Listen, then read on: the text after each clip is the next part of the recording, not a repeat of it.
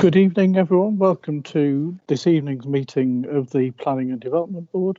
For the avoidance of any doubt, we are now live on YouTube, so the meeting is being recorded.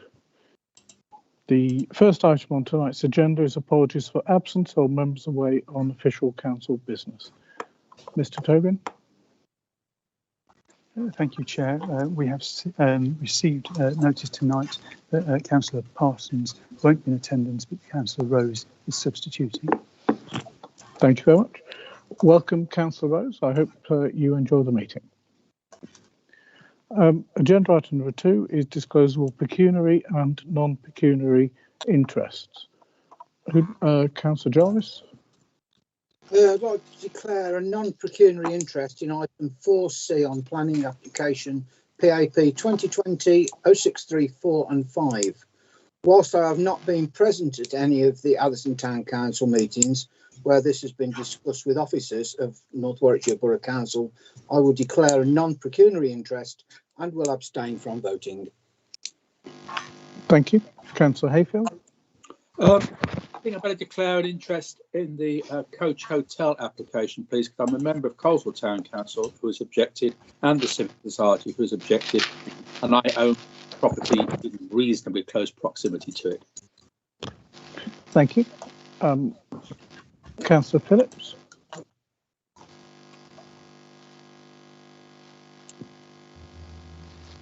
Councillor Derby. Sorry, Councillor Phillips. Yeah, sorry, Chair.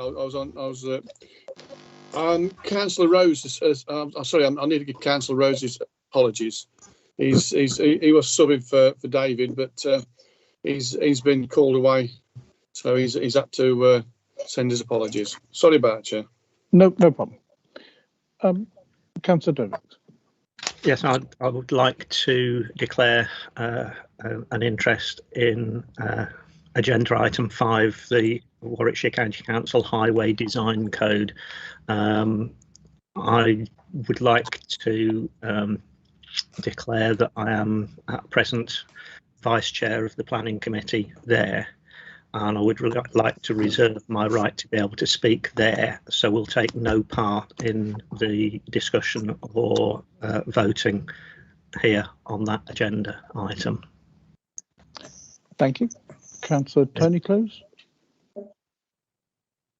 As with Councillor Jarvis, I'd like to declare a non-pecuniary interest in PAP 2020-0635 and PAP 202-0634, 65 to 67 Long Street, as I'm also on the Atherstone Town Council and will be abstaining.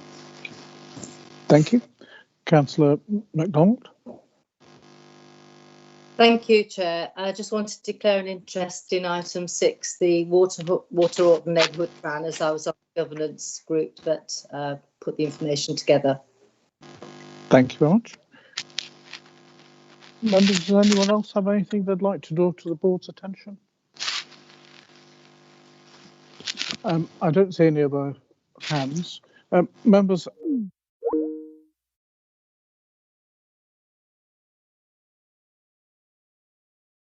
Friday, His Royal Highness the Duke of Edinburgh passed away at Windsor Castle. Politicians all over the country have, and indeed all over the world have led the tributes for a very great life, well lived. And it is only appropriate that we should rise in 2 minutes silence to show our respect. So members, if you would rise for 2 minutes silence.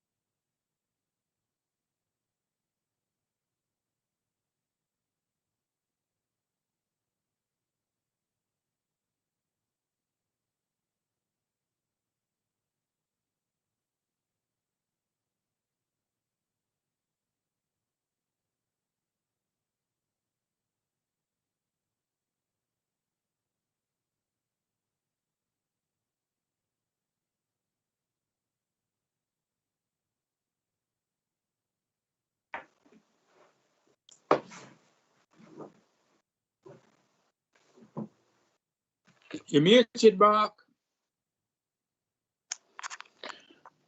Thank you, Councillor Hayfield. Apologies, members. Agenda item 3 is minutes of the meeting of the board held on the 16th February and 8th of March. Is it your wish I signed them as a true and correct record? So move. Thank you very much. Does anyone disagree? In which case we'll take that as read. Agenda item 4 is the planning applications for determination this evening. The first one is application number 326 for Priory Farm, Roby's Lane, Alvocate. Members, we have 2 speakers this evening, the first of which is Mr. Charles Graham. Mr. Graham, if you could stand by whilst Mr. Brown introduces his report. Mr. Brown. Right, thank you, Mr. Chairman. Let me just go through the plans to start with. The site here is the one outlined in red, as you can see on this particular plan. Members will be familiar with this. Roby's Lane and the junction with the B5000 is down here, and the Daytona karting track is over here on the top corner. The built-up area of Tamworth is over here, and there are also some houses, as members are aware, on the south side of the B5000 down here. Roby's Lane obviously here goes up to Alvocate. The karting track with the buildings are here. The car parking area members have been before is here, and the 2 properties in the application site are outlined there. This is an outline application, Mr. Chairman. It's not a detailed application. The only item of detail which is included in the application is the point of access, and therefore all other matters will be reserved should a planning permission be granted. So the plan that you have with the application papers this evening is purely illustrative. The only thing that is being considered tonight is the principle of residential development on that red line site, plus the access position. Members may well have had in late this afternoon an alternative layout circulated to them by the objector. I'm sure he will refer to that in his address to you later on. But from my point of view, the application is an outline application for 9. It is not for that layout. That layout is only one solution to accommodate 9 properties on that site. So, Mr. Chairman, if I can just go back to the report and update members. As you'll see from the report, when I deal with the principle of the development, this doesn't accord with your core strategy. It's not in accord with NW2, the settlement hierarchy. On the other hand, as I've explained at the top of page 4A4, there is now a new material consideration in the emerging plan, and obviously the proposed modifications that have been published in that respect. There are no changes suggested in the main modifications to the allocation, and the allocation here is H13 for 1,270 houses, 1,270 houses, which will in fact include this site and include the karting site as well. Because of the advanced situation with the main modifications, it's my view they carry sufficient weight to outweigh the conclusion reached in NW2. In respect of other harms, then the major one is the issue to do with the karting track, which is outlined on the other remaining pages of the committee report. Members will be familiar with paragraph 182 of the NPPF when agents of change are introduced, and in particular paragraph 182 refers to a couple of matters. That existing businesses should not be prejudiced by a new proposal. The report looks at this, and particularly at the wording of paragraph 182.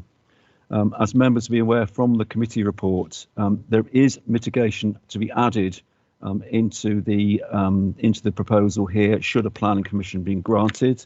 There is a condition here relating to an acoustic screen and also to other matters. Also, the 182 refers to there should not be unacceptable restrictions added to the existing business. Members we know here that the existing business has been heavily conditioned through a whole series of planning commissions, and we've not had to take enforcement action or breach of conditions action against that particular activity. So in that respect, Mr. Chairman, the application is recommended for approval. There are a couple of items there, though, subject to 106. The 106 matters are referred to in the report, and also we're only a couple of days off waiting for the consultation period on the main modifications to end, and therefore, whilst the 106 is being prepared, we will know if there are any representations in respect of that particular allocated site. As far as the conditions are concerned, Mr. Chairman, I just not to correct 1, 2 and 3. I've got them back to front a little bit. The standard outline condition is condition 1. The standard outline conditions are 2 and 3. The location plan should be a separate condition related to standard numbers, and therefore standard plan numbers, and therefore the remaining conditions will have to be renumbered accordingly. So with that amendment, Mr. Chairman, I'll leave it at that. Thank you, Mr. Brown. Mr. Graham, welcome to this evening's meeting. In a little while, Mr. Tobin will talk through how the speaking works, but I think you've spoken to us before, so welcome back. Mr. Tobin. Thank you, Chair. Good evening, Mr. Graham. In a moment, you'll be given 3 minutes in which to address the board. I will tell you when your time starts, and I shall remind you when you have 1 minute left. Checking, Mr. Graham, that you can hear clearly. Just check your microphone. Mr. Tobin, I could hear you. Thank you. Okay, thank you. Okay, your time starts now. Thank you, Mr. Chairman. Thank you, Mr. Tobin. And thank you, everybody, for the opportunity to speak this evening. I do appreciate it. I'm the CEO of Daytona Motorsport. We run a number of go-kart tracks, including Daytona Tamworth, which, as Mr. Brown has already indicated, borders the proposed development. Going backwards in time a little bit, I recall the scepticism amongst the planning committee when we made our original application to reopen the go-kart track. And this was, I believe, because the venue formerly had a poor reputation. The committee was, however, convinced by our representations, and we were granted permission by a unanimous vote, and it would appear that was a good decision. We are a conscientious operator, as Mr. Brown said.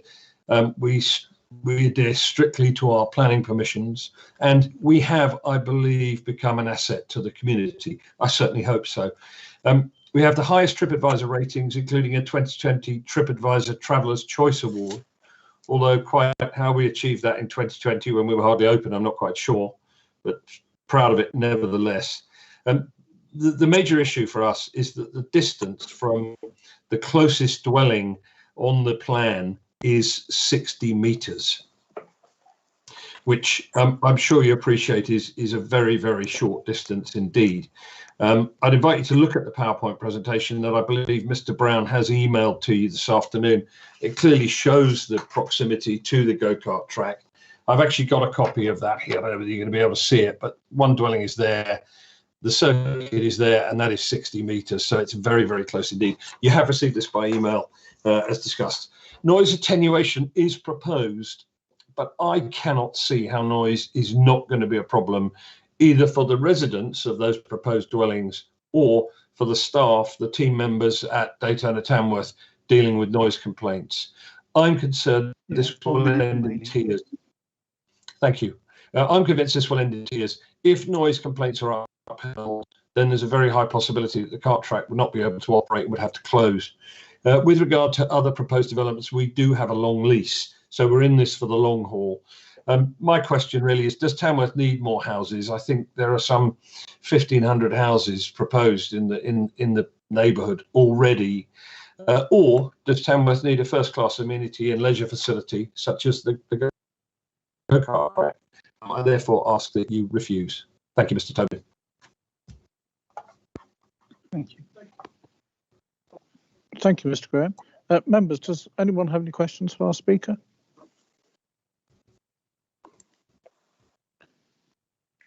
I can't see any indicated questions. So, Mr. Graham, thank you very much indeed. Thank you, Mr. Chairman. Members, our second speaker tonight is Mr. Will Brearley. Mr. Brearley, welcome back. Mr. Tobin. Good evening, Mr. Brearley. similar to the last speaker, in a moment you'll be given 3 minutes in which to address the board. If I could just check that you can hear us clearly and that your microphone is working. I can hear you. Thank you. In a moment I shall tell you when your time starts, and I shall remind you when you have 1 minute remaining. Your time starts now. Thank you, Chair. The committee report sets out the context of the application site, sitting as it does within a proposed housing allocation. That allocation, which includes the go-kart track, is the subject of a current application for around 1,500 dwellings. Your report sets out that, when assessed against the core strategy, the application is in conflict with key policies. However, it goes on to advise that the emerging local plan is now significantly advanced. The main mods are out for consultation, with the consultation period due to end this week. The main mods have been prepared following the extensive local plan examination. In respect of the proposed housing allocation the site sits in, it is understood that there are no substantive planning objections to this allocation. It is therefore agreed that significant weight can now be given to the proposed housing allocation, such that conflict with the core strategy is now outweighed by other material considerations, namely the emerging local plan. The application is submitted in outline with all matters reserved except access. In recognition of the importance of not fettering the deliverability of this strategic housing allocation, the application demonstrates that a safe access can be provided now, but also with the realignment of Roby's Lane proposed as part of the larger housing scheme. The layout provided, although indicative, is hoped to reassure the board on several fronts. The existing frontage contains a number of mature trees, and the proposals for the larger housing scheme illustrate Roby's Lane as having a landscaped character. The layout shown allows for the retention of the existing trees and will support the planned green corridor.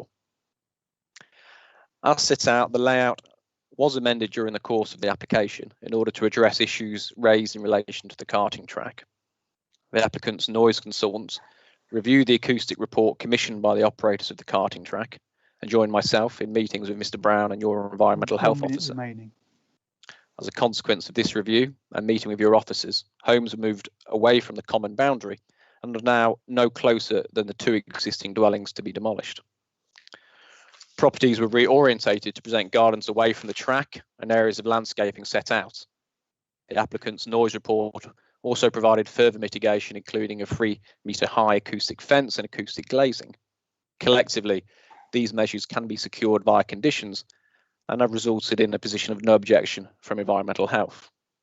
No further objections have been received on ecology, trees or drainage. I would therefore ask that members support the recommendation and approve the application subject to conditions and the 106. Thank you. Thank you, Mr. Burley. Members, do you have any questions for our speaker?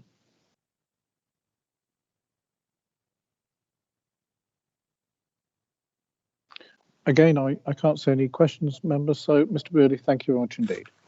Thank you. I'd just like to check, members, that you've all received a copy of the plan that Mr. Graham spoke to you about earlier on. It should have been emailed to you this afternoon. If anyone hasn't received it, could you indicate, please? That looks like everyone has received it.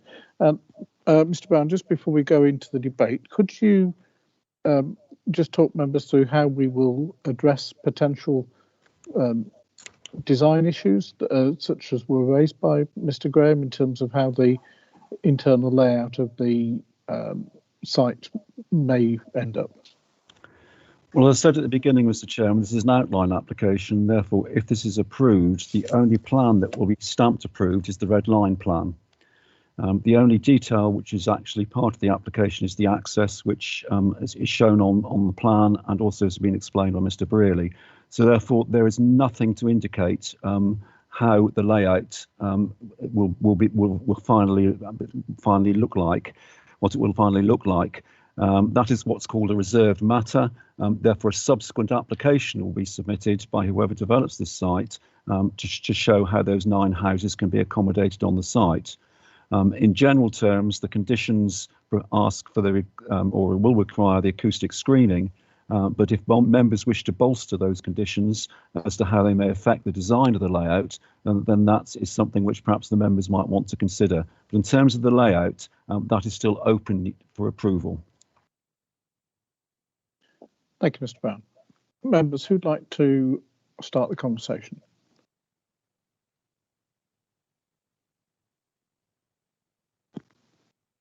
Any questions or comments or proposals? I think I've got Councillor Humphreys first. Councillor Humphreys. I was going to, if I make for a point of clarification for Mr. Graham, he said there's enough houses in Tamworth. Well, these are houses that will be in Warwickshire. They may obviously be occupied by people from Tamworth or elsewhere, but it's a Warwickshire decision, not a Tamworth decision.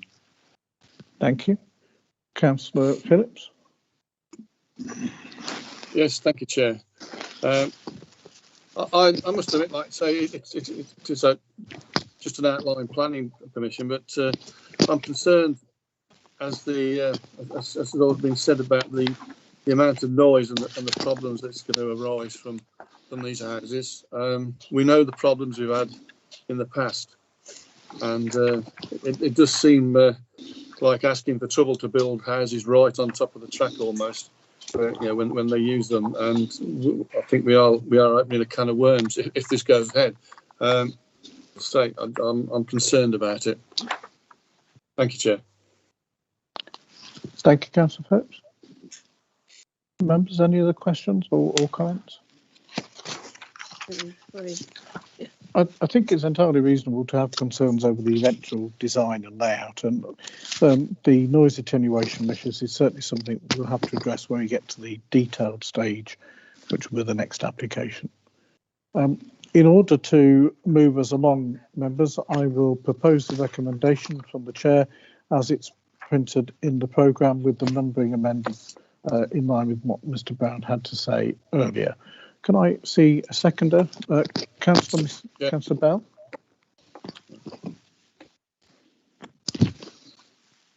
Actually, Chairman, I was just, before you proposed it, I was just about to make a comment.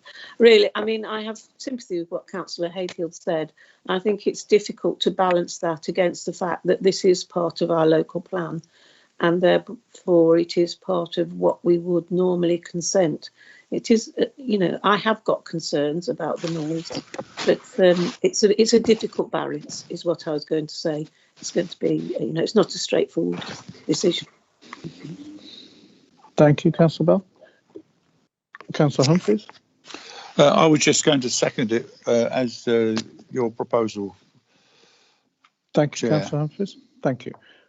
Members, are there any other proposals? Or does anyone else wish to speak on any issue? I don't see any hands, so we'll move to a vote. Mr. Tobin. Thank you, Chair. Before I take the vote, I just want to check. It doesn't appear so far that Councillors Deakin, Mawson or Moss have joined the meeting. That may prove to be untrue as I take the roll call, but I don't know if anything else has been heard about their presence or not. If I could just comment on that, there was a message that came through, copied it to the Chair from Councillor Deakin, giving his apologies, which wasn't relayed at the beginning of the meeting. I'm sorry, I hadn't got that, Councillor Dervick, but thank you very much. We'll certainly enter Councillor Deakin's apologies in the minutes.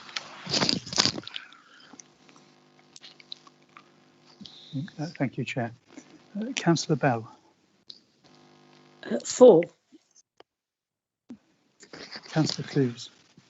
4. Councillor Dervick.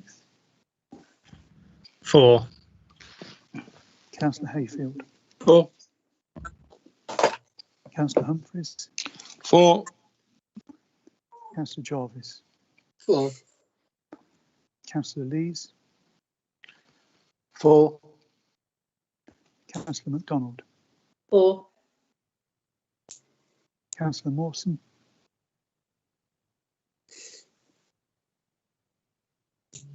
Apparently not present, Chair. Councillor Moss. Apparently not present, Chair. Councillor Phillips. For.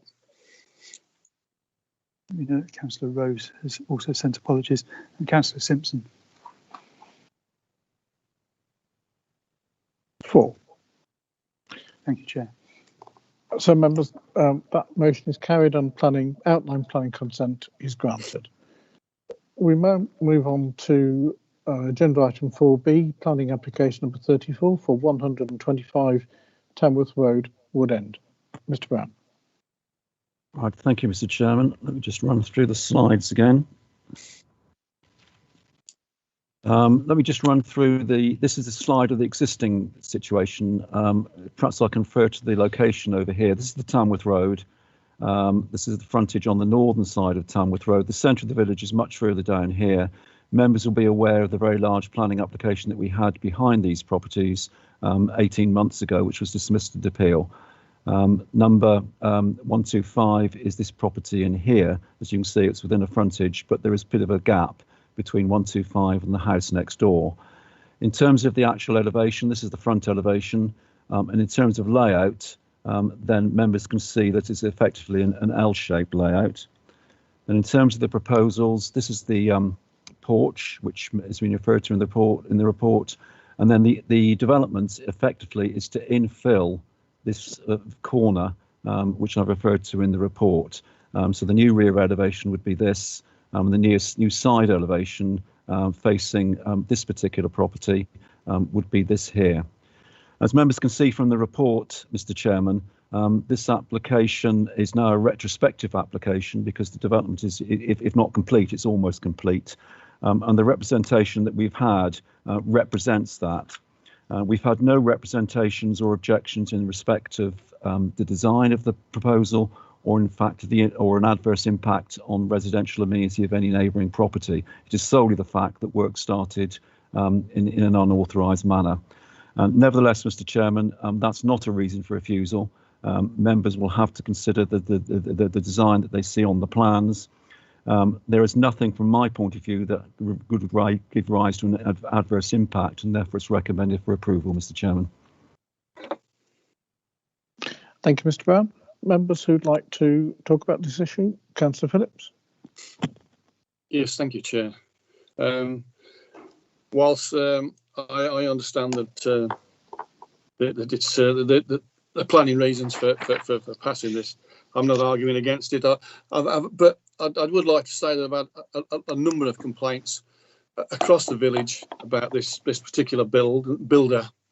No one, as Jeff has said, no one's really complained about the extension or the quality of it. I mean, I passed it this morning. It's reasonable. It seems okay. But this guy has been really cavalier in his attitude. He's ripped everything down. He's ripped out old edges, ancient edge rows, burnt them. He's taken nothing away. He's burnt obnoxious plastic. In fact, one weekend he stoked the fire up and left it, and they had to call the fire brigade out. He's been really cavalier and having no consideration for the neighbours at all. Again, I know these are not planning reasons, but I think the people who live close and around it would like me to say these things.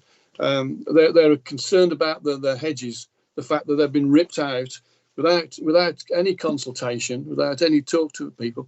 You know, people have had hedges around their houses for years, and you know, used to the birds nesting in and all that, have now as their ashes. They're also concerned that this particular builder is putting in planning permission for a bungalow, and they're concerned that that's going to be also started to be built and going to be retrospective. And I'd like to ask, Chair, for that to come to planning, so we could at least look at it and make sure that it's reasonable and it's not just started and done in a cavalier attitude.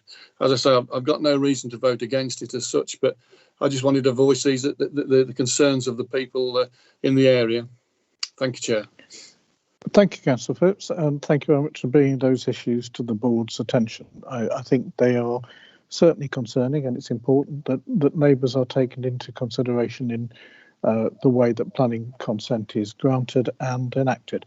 Mr. Brown, could you take those comments on board, please, and raise the issues from a considerate contractor perspective, and also make sure that Councillor Phillips' request on any subsequent application is dealt with. That's not an issue, Mr. Chairman. Clearly, the applicant has already been informed or been spoken to, shall I say, in respect of the existing development. There is a current application in for a bungalow on the site. There's no harm at all in me, on behalf of the board, indicating expressing the view that no work shall start, and be far more cautious in his approach to the development of the site. Thank you very much. Councillor Dervick. Thank you, Chair. Thank you, Chair. I was just going to reiterate what has already been said. You know, this is yet another example of builders coming with retrospective planning permission, and I think we should follow Jeff's lead in condemning these sorts of things whenever we can, and make it as public as we can that it isn't acceptable to the rest of the community. Thank you. Thank you, Councillor Dervick. Does anyone else wish to make any comments or propose consent or refusal?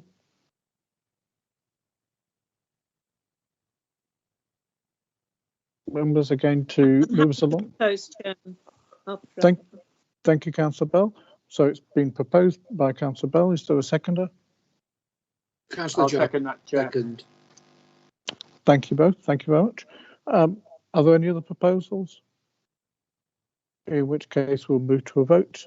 Please, Mr. Tobin. Thank you, Chair. Councillor Bell. For. Councillor Clues. For. Councillor Dervick. For. Councillor Hayfield. For. Councillor Humphreys. For. Councillor Jarvis. For. Councillor Lees. For. Councillor MacDonald. For. Chair, I've checked, and Councillor Morse and Councillor Moss still haven't joined the meeting. Councillor Phillips. For. Councillor Simpson. For. Thank you, Chair. Thank you. So that's unanimous and planning permission is granted. Members, we move on to application number 635 and 634 for 65 to 67 Long Street, Atherstone. Chris Smith has indicated that he'd like to speak. So if you could stand by, please, while Mr. Brown introduces the report. Mr. Brown. All right, thank you, Mr. Chairman. Let me just run through the slides again. So moving on from the last one. The site here is on the south side of Long Street, right in the central part of the town, as members can see there. This is in fact showing the advert on the fascia up here, the proposed advert, and also the shop front. The advert has not yet been completed. It's still at the moment a black fascia. However, the pink or cerise highlighting on the windows here is in place, and members may have seen that looking when they've walked up and down Long Street. In terms of the report then, Mr. Chairman, the sole issue here is a heritage issue. The impacts of the adverts plus also that of the shop front.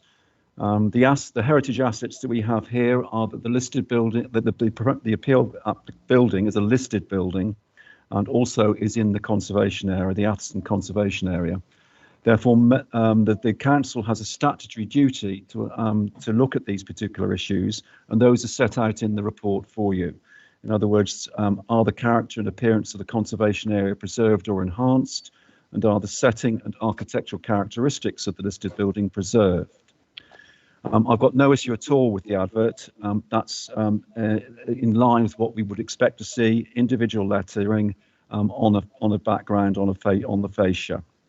The issue that's caused a little bit of concern is the highlighting on the fenestration on the transoms and mullions. Now, in terms of the NPPF, Mr. Chairman, when you're dealing with heritage issues, you can only have three definitions of harm. There's either substantial harm, less than substantial harm, or no harm. I consider this to have less than substantial harm for the reasons outlined in the report. but that still carries significant weight in the final plans. And the NPPF asks you, in undertaking that statutory duty, to balance that harm, whatever the level of harm is, against the public benefits that may accrue from the application. And as you can see from the report, Mr. Chairman, that's the position that both myself and the Heritage Officer have come to, and those reasons are outlined in the report when we deal with the public benefits, to do with the trading in the town centre, the branding of this particular business, and also the fact where we are at the moment with the COVID situation in the country. So therefore, Mr. Chairman, both applications are recommended for approval. Thank you, Mr. Brown. Mr. Smith, welcome to the meeting. Mr. Tobin will talk you through the process. So over to you, Mr. Tobin. Good evening, Mr. Smith. You may have observed the other speakers, and similarly you'll be given 3 minutes in which to address the board in relation to the application.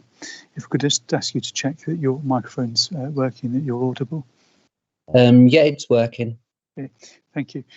In a moment I shall tell you when your time commences, and I shall then remind you when you have 1 minute remaining. Okay, your time starts now. Okay, first of all, I just want to say thank you for inviting me to this meeting. So I'm Chris from Flowers by Chris. I've owned the shop, which was originally at 42 Long Street, for nearly 5 years now. A year into the business, I changed the name to Flowers by Chris. It was originally the Flower Shop. We changed the name because we wanted a new brand, a new style for the business. The brand colour scheme was black, cerise and lilac, which we've never had a problem before. Over the last 5 years, the brand has built up into a successful, thriving business. We're very well known in Atherstone, as well as Nuneaton and Tamworth. As the years have gone by, we decided that we needed to move into a bigger premises because we don't only do flowers now, we also have a huge gift range for the business. So the paintwork we decided to do is a reflection on our brand. It's the brand that I've worked with every day and night. I've worked tireless hours building this brand up. That's what the reputation of the shop is built on. And it's known throughout the community. People know us for that colour scheme. So we haven't just randomly painted it black and cerise. It's my brand, that's my passion, and what's made me a success in the town. The paint itself, it's not a permanent fixture or fit into the shop. It can always be reversed in years to come. It's literally paint, that's all we've done. And the response from the community has been overwhelmingly positive. We've had over 300 forms submitted to the council for approval of my plan, plus hundreds more positive comments on social media platforms like Facebook. So I believe the colour should stay. 1 minute remaining. Thank you. That's all I've got to say. I believe the colour should stay. We're a very successful business in the town, and I think we bring a lot to the actual community. But I just want to say thank you for listening. Thank you very much, Mr. Smith. Members, do you have any questions for our speaker?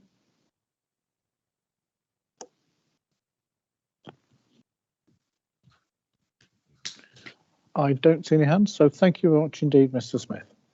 Thank you. Members, over to you. Does anyone have anything they'd wish to say or anything to propose? Councillor Bell. Thank you, Chairman.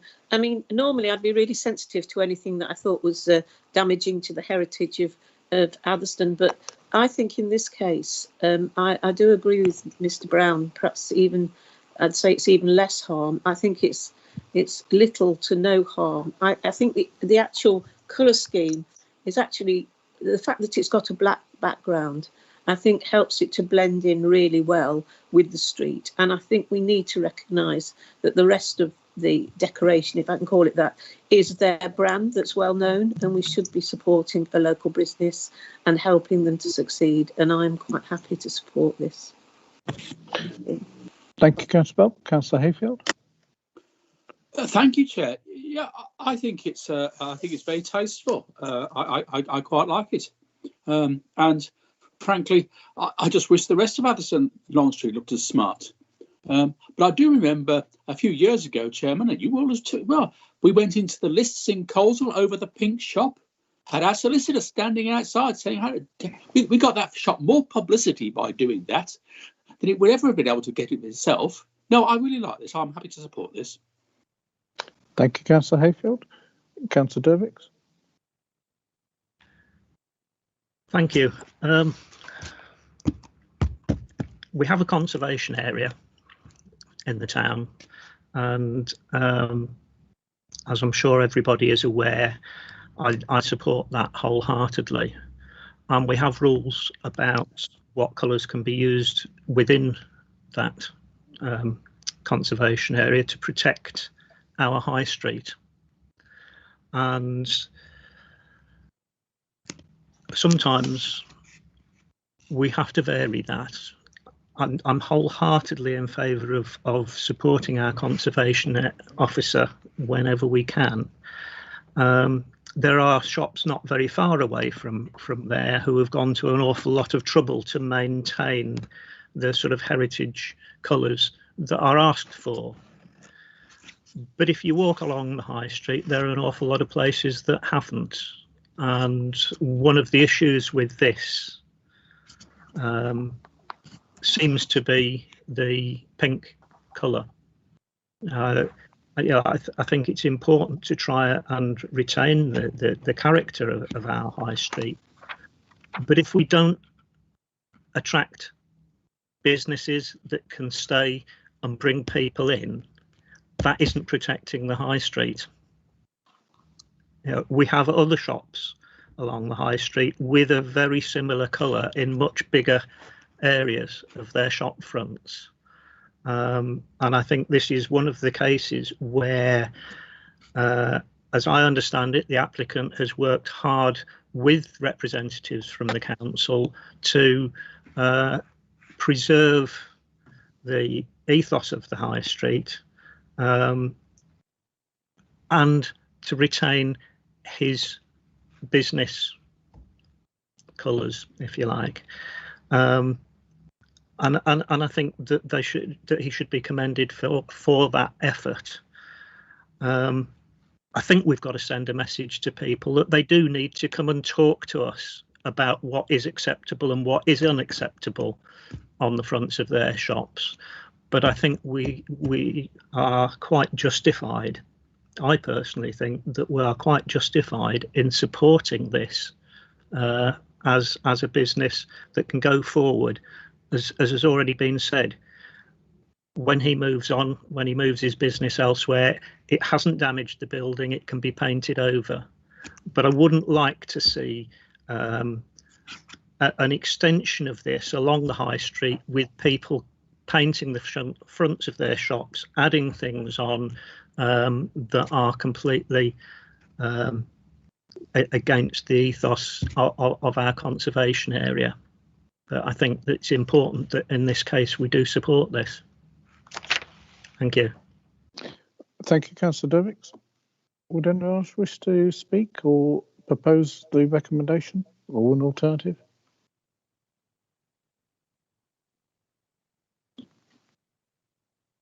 Chair, I'm happy to propose that. Thank you, Councillor Humphreys. I'll second the recommendation. If no one else wishes to speak, we'll move to a vote. Mr. Tobin. Thank you, Chair. Councillor Bell? For. Councillor Clues? Abstain. Councillor Dervix? For. Councillor Hayfield? For. Councillor Humphreys?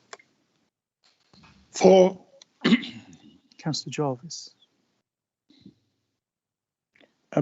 Councillor Clues and Councillor Jarvis both declared interests in this item.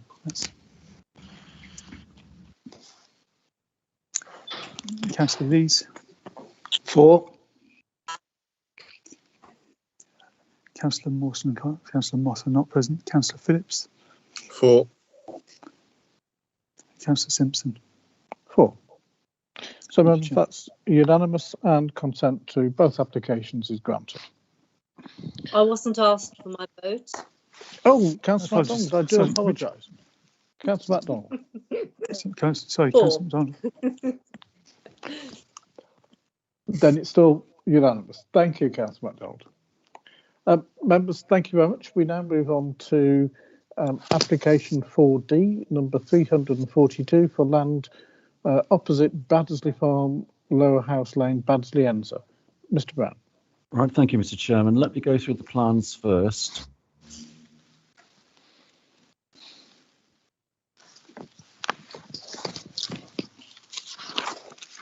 Right, we have a photograph plus a plan on this particular slide, Mr. Chairman.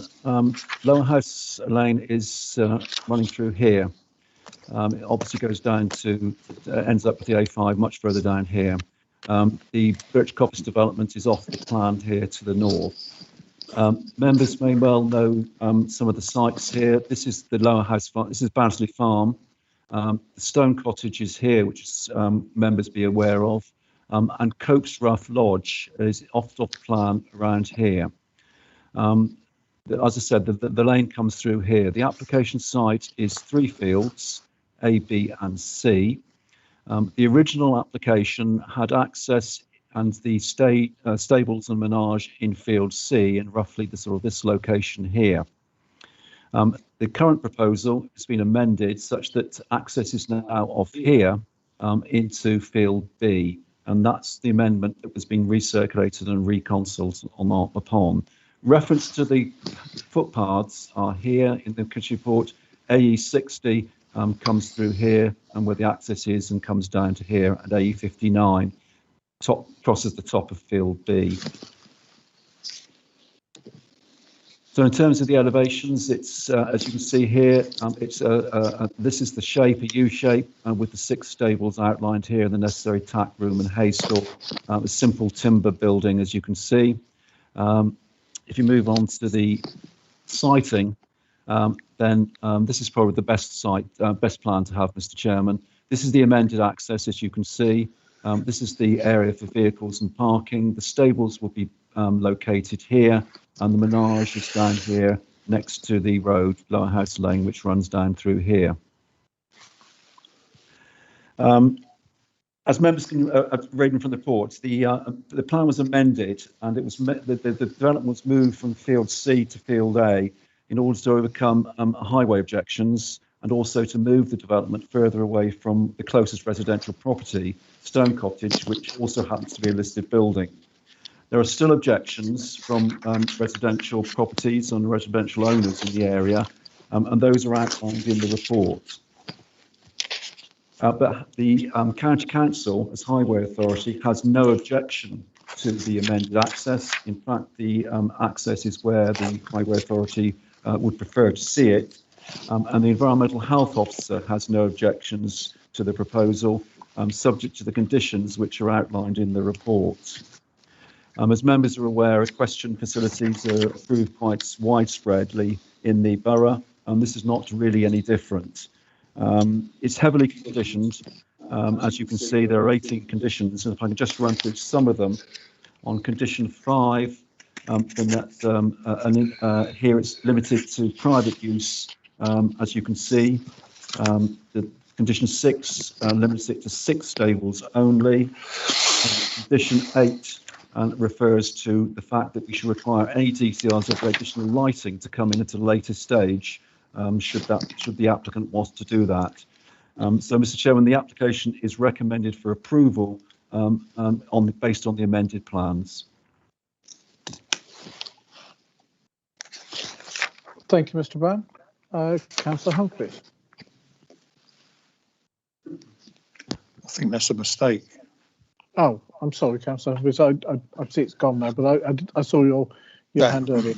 Would anyone else wish to speak on this application? Any comments or proposals, anyone?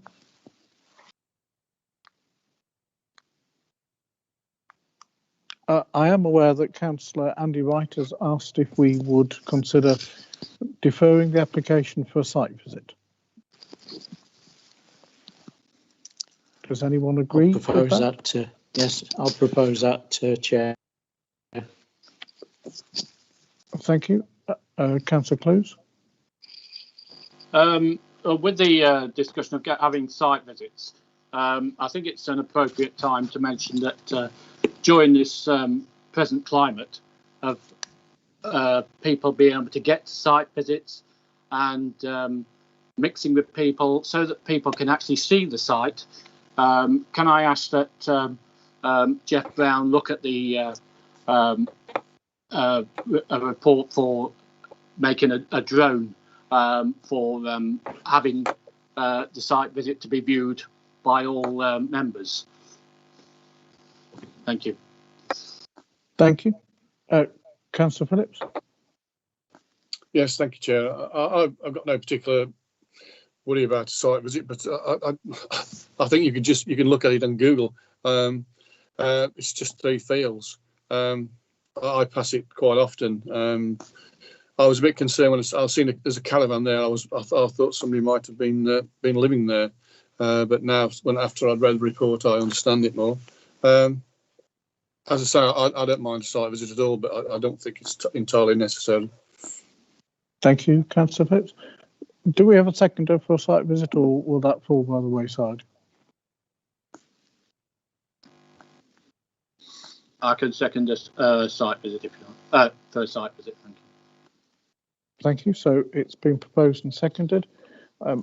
Members, can I ask Mr. Tobin to take a vote on a site visit? We normally, if we're going to have a site visit, we will suspend the conversation and follow up afterwards. But let's see if we want to go on a site visit first. Mr. Tobin. Thank you, Chair. Councillor Bell? 4. Councillor Clues? 4. Councillor Derby? 4. Councillor Hayfield? Abstain. Councillor Humphreys? 4. Councillor Jarvis? You're muted, Councillor Jarvis. Sorry for. Councillor Lees? 4. Councillor MacDonald? 4. Councillor Phillips? Abstain. Councillor Simpson? 4. So, members, that's carried. We'll have a site visit. Mr. Brown, Councillor Clues asked about the possibility of having drones in future when instead of a physical site visit. Is that something that you could look at and bring a report back to a future meeting on, please? I can do that, Mr. Chairman. However, in this particular case, you clearly have an aerial photograph, and the whole of the 3 fields can be seen from the road, the access position. So I don't think in this particular case that's necessary. In terms of site visits, then we can do back-to-back site visits like we've been doing with the Rule of 6. So if there are more than members than 6 who want to attend the meeting, we can do them, do back-to-backs as we normally have done at the agreed time. Absolutely, yeah. I think if we can ensure that this application comes back at the next meeting, Mr. Brown, we can follow up with the site visit and do it fairly quickly. I think at this point we'll only be looking at the entrance and the access arrangements, but if you know, we can sort that out, so everyone can go and have a look. So, members, that item is deferred and we'll come back to the next meeting. The next application is number 621 for 22 Maypole Road, Wharton. Mr. Brown. All right, thank you, Mr. Chairman. Let me run through the slides again. This is the site. This is for members to so they get their bearings on this. The school is where the cursor is at the present time. Maypole Road is here, and number 22 residence is here, and the Scout Hut is immediately behind it, with the nursery, which was referred to at the back here. Moving on. This is the existing elevations of the old Scout Hut building. The proposed conversion of that to the 2 units. I'll just go back to the layout there, Mr. Chairman. As you can see from the report, the County Council as Highway Authority raised some issues. This particular plan includes several of the requirements of the Highway Authority, particularly widening the access down here, providing the footway, and also having the refuge here for the bins, the waste bins, to prevent a refuse vehicle actually having to come up into the site here. However, as the report indicates, Mr. Chairman, not all of the Highway Authority's issues could be overcome. On the left-hand side, particularly as you come out of the site because of visibility issues. I quite understand that because the visibility cannot be achieved to the standard required by the Highway Authority. But as the report indicates, Mr. Chairman, the Highway Authority's advice has to be put into a planning context. And you'll see from the report, Mr. Chairman, that there are some planning issues here which need to be considered and balanced against the Highway Authority position. Those are that, in fact, there is a fallback position here in that the development, there's a lawful use for the site as a scout hut, and under the current use classes order has been recently changed, that is now a very, very flexible use to which other uses and activities and occupiers could move in. As I indicated in the report, Mr. Chairman, a retail use could go in there without the need for a planning application. And then third, the other reasons, Mr. Chairman, for the issues are to do with whether or not the building, if it's not found a use for, may fall into disrepair, and that's an issue which comes to quite frequently. And secondly, a residential use here is quite appropriate. There's not a problem in principle with the use of the site. So, Mr. Chairman, once all those matters are put into the final planning balance, the recommendation is one for approval. Thank you very much, Mr. Brown. Members who'd like to, Councillor Humphreys. Mr. Chairman, I can understand the fallback position, etc., but you cannot see to the left. I realise there's a third party. It's part of the school. There's a brick wall there. There's a wooden fence above that brick wall. Even standing up, you can't see over that fence. And I would like people to have a site visit to actually appreciate that and see if there's any other way that maybe even through county with the school, we can actually improve it. I think it's dangerous.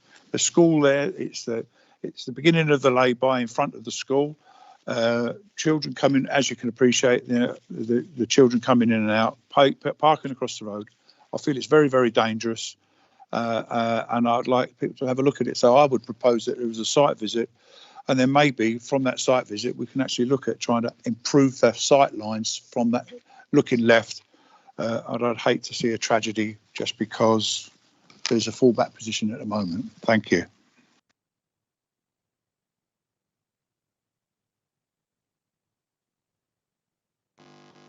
You're on mute, Chair. I am sorry, members. Thank you, Councillor Humphreys. Councillor Derricks. Thank you.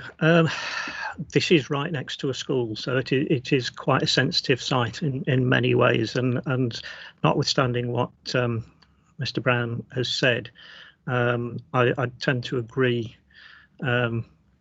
with Councillor Humphreys that we really need to look very carefully at that entrance. However, this is. We seem to be piling on site visits, and I do wonder whether somebody with a phone could actually go and take some photographs around that entrance to show us what it is. I've visited the site. I know what it is like, but I think there may be other applications where that could be a way forward instead of having the site visits. I'm a bit unhappy with the idea of supporting this application, but as has been pointed out, we could have a retail use there without any need for planning. So it's another difficult one to decide, but we are talking about a site where there are small children going in and out very close to it. So I think we need to be aware of that. Thank you. Thank you, Councillor Davies. Could I just clarify, were you seconding the proposal for site visit or just commenting? I will second it, but I would prefer if we could explore other technological solutions if that is possible. If it isn't possible, then a site visit is necessary for those people who haven't seen the site, I think. Thank you very much. I think we certainly need to consider what alternatives are, and Mr. Brown will do that and bring a report to a further meeting. But in all fairness, I don't think we'll have that ready for the next meeting. So does anyone else wish to speak before we take a vote on a site visit? Councillor Bell? Won't go off. Thank you, Chairman. I was going to second it, but Councillor Davies has done that. Just to say that I'm not familiar with this area, and I would appreciate a site visit or some technological alternatives, but I'd prefer a site visit, frankly. Yes, happy to support. Thank you very much. Okay, no other speakers, so Mr. Tobin. Thank you, Chair. Councillor Bell? 4. Councillor Clues? 4. Councillor Davies? Just to be clear, this is voting for a site visit. For in that case. Thank you. Councillor Hayfield? Abstain. Councillor Humphreys? 4. Councillor Jarvis? 4. Councillor Lees? 4. Councillor MacDonald? 4. Councillor Phillips? 4. Councillor Simpson? 4. So, members, that item is deferred. We'll have a site visit. Mr. Brown, the two sites are relatively close together, so perhaps if we can do them both at the same time. Thank you all. We now move on to application number 648 for the Coach House, 150 High Street, Coleshill. Ms. Broadway has indicated she'd like to speak, and she's been sitting patiently through the meeting. So if you're not already standing by, if you could stand by while Mr. Brown introduces the report. Mr. Brown. Thank you, Mr. Chairman. Let me just run through the slides again. Again, these are replications of what you have on the agenda papers in front of you. So this is the site. The High Street is down here on the right-hand side. Maxstoke Lane is here. The Coach Hotel with the next hotel door to it, and members may know the Cameo Suite, or what's called, is down here. Parallel to the High Street is Parkfield Road, which runs down here. And then the cul-de-sac known as Lion Court, which is referred to in the committee report. And these are the properties which back onto the site, which in fact is here at the rear of the Coach Hotel. So in a bit more detail, the rear of the Coach Hotel is the shaded area here, and the L-shaped development is right at the back here. This is Lion Court, and the back of the properties is down here. And you can see that it affects the car parking layout up here where the existing car park is. The existing access remains exactly as it is at the present time, was proposed to remain exactly as it is at the present time. Some photographs, and this indicating what members have just referred to on the past one, Mr. Chairman. This is the kind of thing that we could do if you're asking officers to provide photographs for you for committee reports rather than doing a site visit. This is clearly the garden. This is the function room at present, and Lion Court, as you can see here, a bit more. This is a little bit further along towards the right here, as you can see, with the presence of Lion Court. That's quite an old photograph, but you can see the back of the property here. The access, in fact, is up through here. It's taken at rather an odd angle, but this is the existing car parking area. And in terms of the L-shaped building at the back, this is the layout. It's probably more of use to actually show you the elevations. You can see 2.5 metres to eaves, 3.6 to its ridge with a very shallow roof line, which is replicated here. Now you'll see from the committee report, Mr. Chairman, that there is an option A and an option B being proposed, and it solely relates to the fenestration design. It doesn't relate to any other matter. Option A, as you can see here, in fact, is to have a 4-pane window. Option B, which I'll show you in a minute, in fact, is to have exactly the same size for the window opening, but to have 6 panes. So this is option A again. And option B has the 6 panes, which you can see from up here.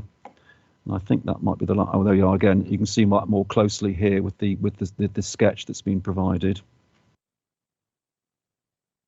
Can I just update the report, Mr. Chairman? Because 1 or 2 things, extra items have come in since publication of the report. The Coleshill and District Civic Society, as outlined in the report, objected. They wish to maintain their objection, referring to exactly the same issues as are covered in the report. Coleshill Town Council also wish to retain their objection, even though, as the report indicates, they see some benefits in reducing antisocial behaviour on that area at the back. They still feel there's a highway and parking issue. We've had further representations from residents. I've had one in support. This is for a local resident saying we're happy for this to go ahead to improve the area at the back of the property. I have 3 representations. Now, representations, Mr. Chairman, are neither objections or support. They just raise issues. In fact, when they reply to us, they say they neither object, neither support, but they raise issues. The issues raised refer to the proximity of the new development to existing residential property. The car parking issue, again, which is covered in the report, and also to the possibility of noise coming from the whole of the site. That also relates to the car parking area and also to the highway situation from the access onto the high street. Mr. Chairman, there's a whole host of different issues involved here, and the report outlines those in some detail. You've got conflicting issues. You've got the outdoor use of a site, existing use of a site, which has led to antisocial behaviour. You've got a car parking issue, a highway issue, residential amenity, and also heritage issues, and they all pull in different directions. From my point of view, I always start whether to decide whether there's an objection in principle, and in this particular case there isn't. We would normally approve or expect to approve hotel rooms or additional accommodation within the centre of a town. This is a sustainable location, and in this particular case, there's existing bedrooms at the site, so therefore this is acceptable in principle. So therefore you have to look at the impacts, you have to look at the design of the proposal, you have to look at the amenity harm for the residential properties. On balance, is the harm caused by the development any less or any worse, or is it better than the existing situation with the houses looking onto the lawn or the beer garden, as it's called? Is there a heritage harm in looking at the statutory duty that you have to, which I referred to before? The car parking issue, as the car parking area here has to be rearranged, and also the access issue. As you can see from the report, Mr. Chairman, the consultations that have been undertaken, the Highway Authority is not particularly comfortable, but the Environmental Health Officer has no objection. The Heritage Officer, Mr. Chairman, has no objection either. So that all those issues, Mr. Chairman, have to be put into balance, and the issues have to be weighted. Our view, and by our, Mr. Chairman, I mean myself and the Heritage Officer and the Environmental Health Officers, consider that planning permission should be granted on balance. I understand and I perfectly accept there are different views here, and the board may come to a different situation when it weighs up all the evidence in respect of the final planning balance. Thanks, Mr. Ban. Ms. Broadway, welcome to the meeting. Mr. Tobin will explain the process, but I think you've probably heard it a number of times already. But Mr. Tobin. Thank you, Chair. Good evening, Ms Broadway. As you probably are aware, you'll be given 3 minutes in which to address the board in relation to this application. If I could just check that your microphone's working, that we can hear you clearly. Yeah, I hope so. Yes, we can. That's good. Okay, in a moment I shall tell you when your time starts, and then I shall remind you when you have 1 minute remaining. Okay, thank you. Your time starts now. Okay, I just want to object to the Coach Hotel. We have enough issues with them. You guys have mentioned antisocial behavior. I live right next door to them. So the antisocial behavior would be pushed further into the car park. Today they've just opened and already there's screaming and shouting going on. I have half of the pub's glasses in my garden. We're no longer able to sit in our garden because there's glasses and bottles flying over. They've hit our vehicles. We've tried speaking to the owner. He just screams and shouts at us. There's no rationalization with him. So pushing that over, it's going to make it more confined space for more fighting, more antisocial behavior, which does spill out onto the streets. They will open the gates and just let them spill out onto the streets fighting. The police are called often. You can contact the police to see how often they are called to this area for the Coach Hotel. Also, parking is an issue. We already know that that's a big issue. If you take away more space, that they're going to have to rearrange the parking lot, that's going to be even less parking. Our driveway, our only access into the property, is often blocked. We have to go into the coach asking for them to find who owns the vehicle to move it so we can either get in or out of our property. It's not just us. And as for adding more rooms, there's buildings across the street. The Kozel has hotel rooms. There's lads across the road that are fixing up to do bed and breakfast in the properties across the road. I just don't see the need for having more. They've already got such a bad reputation. And if you look on any search review of what people say, they all say that it's not a very nice place to stay. So I don't actually see why they should have any more added. You have 1 minute remaining. Okay, well, I've finished early, but it's just, yeah, it's the antisocial behavior and all that. It's going to make it more confined in a smaller space, and we can't even sit in our garden because of fear of glasses and bottles flying over the fence at us, and we can't get any help from the owner when we've tried speaking to him. He literally will cause an argument in the street, screaming at you when you try and speak to him rationally.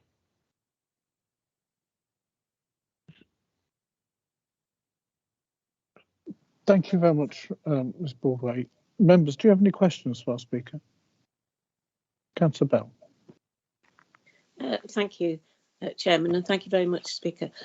Yeah, I just wondered, do you think there's any chance that more accommodation in this space that's causing so much trouble at the moment may reduce the antisocial behaviour as there's accommodation there, and it may be dispersed somewhere else, but at least it might help. That's it. It's actually dispersed closer to me because I am literally right next door, and that's the other issue, is the access for them getting in and out to build is going to block me, because it's not exactly the biggest area for trucks and all that to get in, so that will block our access as well. Okay, thank you. Thank you. Councillor Humphreys. No problem. Members, any other questions for our speaker? In which case, Ms Broadway, thank you very much indeed for your contribution. Thank you. Members, who'd like to start the discussion? Are there any members wish to make a proposal of content or refusal? Councillor Derricks. Thank you. I'd just like to make a few comments about it, really. You know, what we've heard this evening is saying that this site is responsible for antisocial behaviour. That really isn't wholly an issue for the planning board, although it is of great concern to all of us. it is to a great extent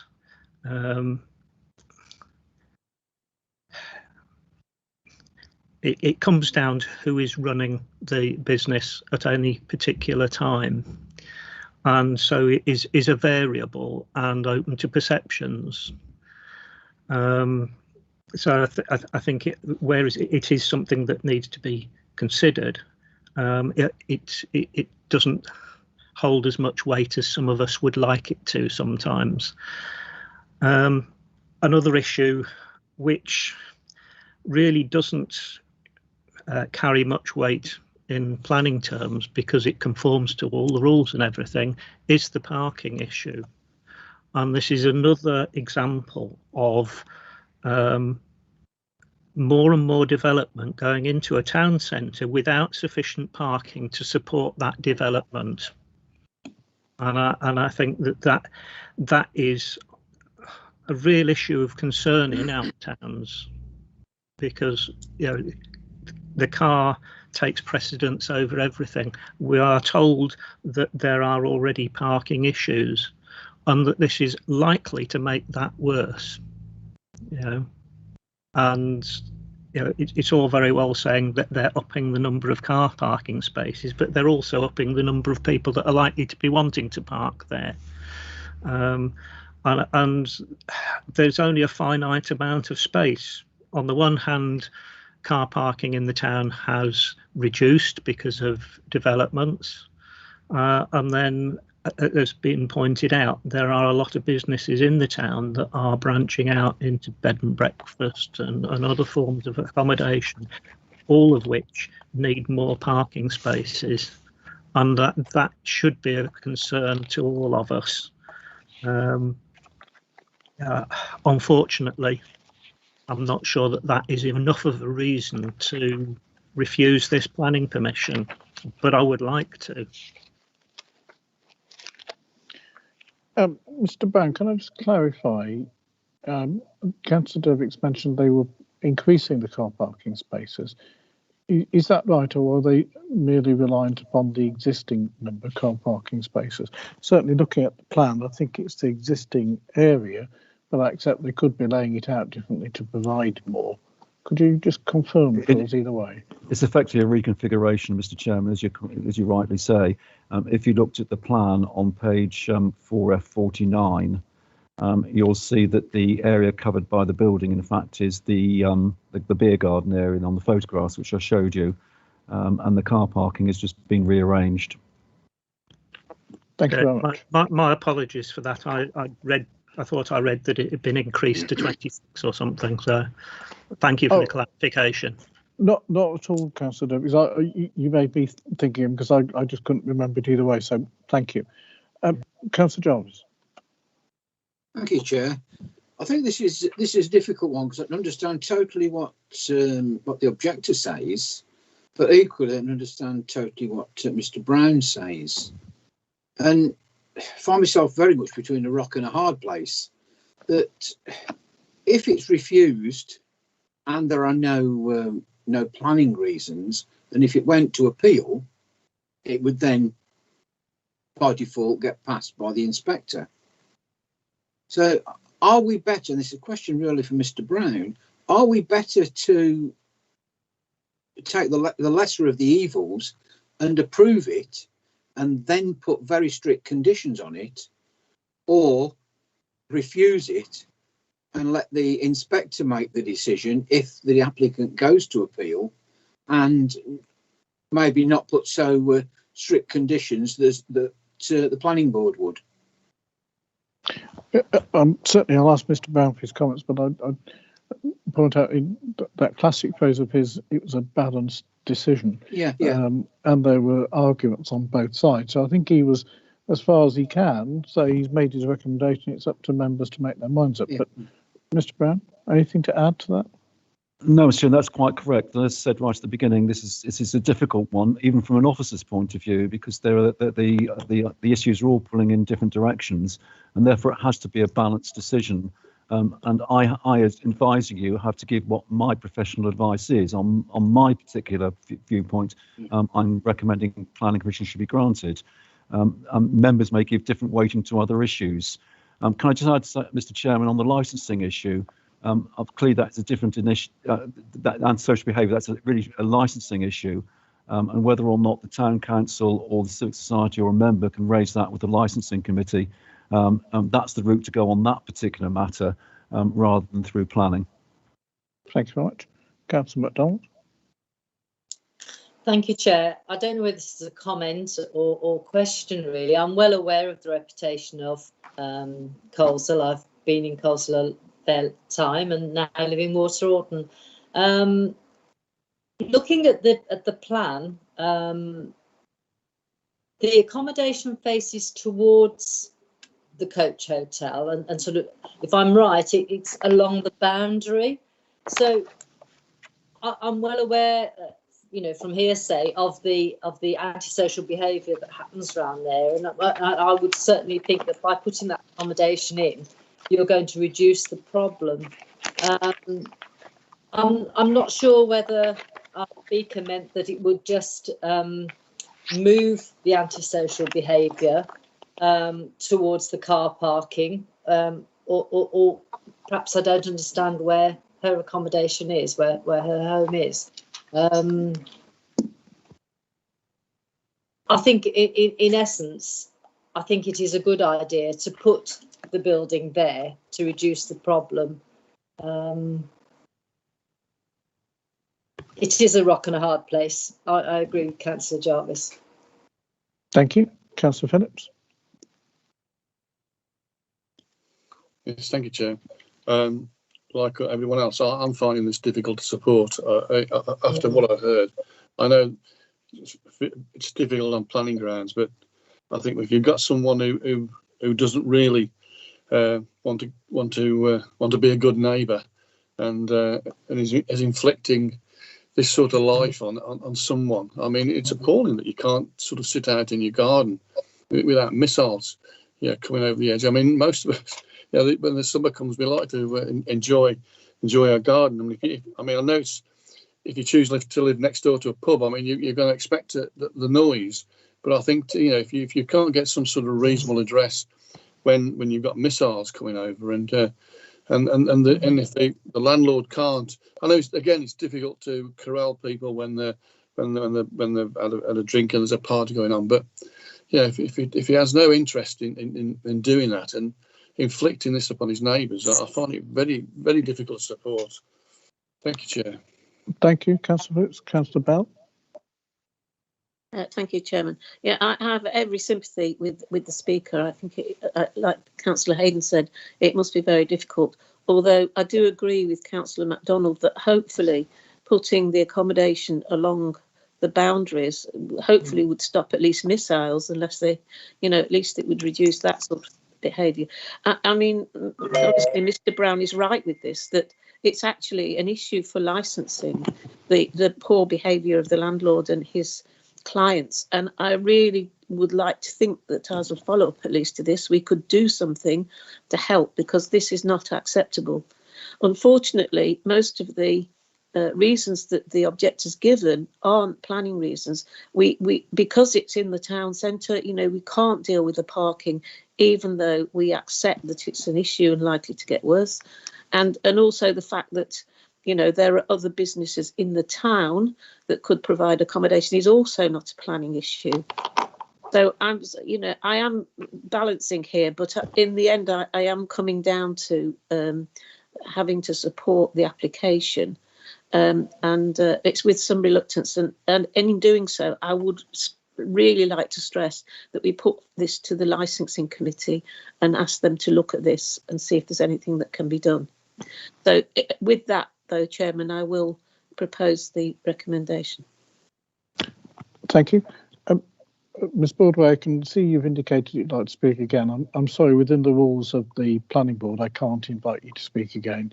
Speakers external to the board only have the 1 3-minute slot, I'm afraid. So I do apologise, but I can't bring you back into the conversation. Councillor Dervix.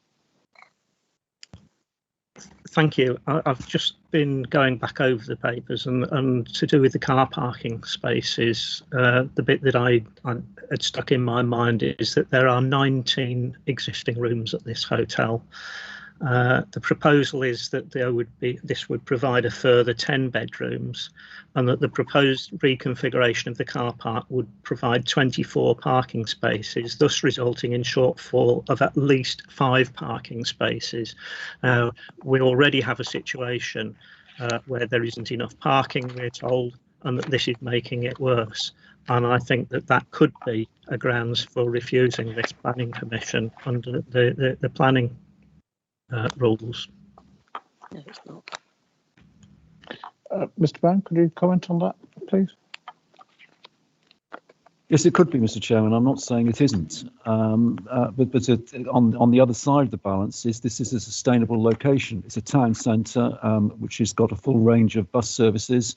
It's got taxi services which can go to the airport and to the station. And people visiting here may well use taxis to get to the NEC and even into the centre of Birmingham. Therefore, referring back to what Councillor Jarvis was referring to, I very much suspect that an inspector may take a more lenient view in terms of the sustainability objectives of the NPPF, in that car parking here is not necessarily an issue. The other issue, Mr. Chairman, is on car parking, as you will know, is that we no longer have minimum car parking standards. So therefore, it's effectively an open book as far as car parking is concerned.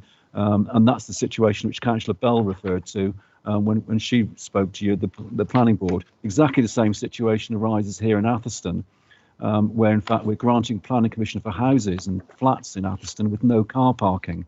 And members are fully aware that that situation has been supported at appeal. Thank you, Mr. Brown. I'm sorry, I'm just trying to find in the report, but I can't see. I think there was a comment that related to public use of the car park. Is this the same area that we're talking about? So it would be public use during the day and private use in the evenings. And we haven't had a proposal yet as to how that will work. That's a condition, is it? If it's not there, Mr. Chairman, there's certainly a car parking management plan could be conditioned. I accept that point.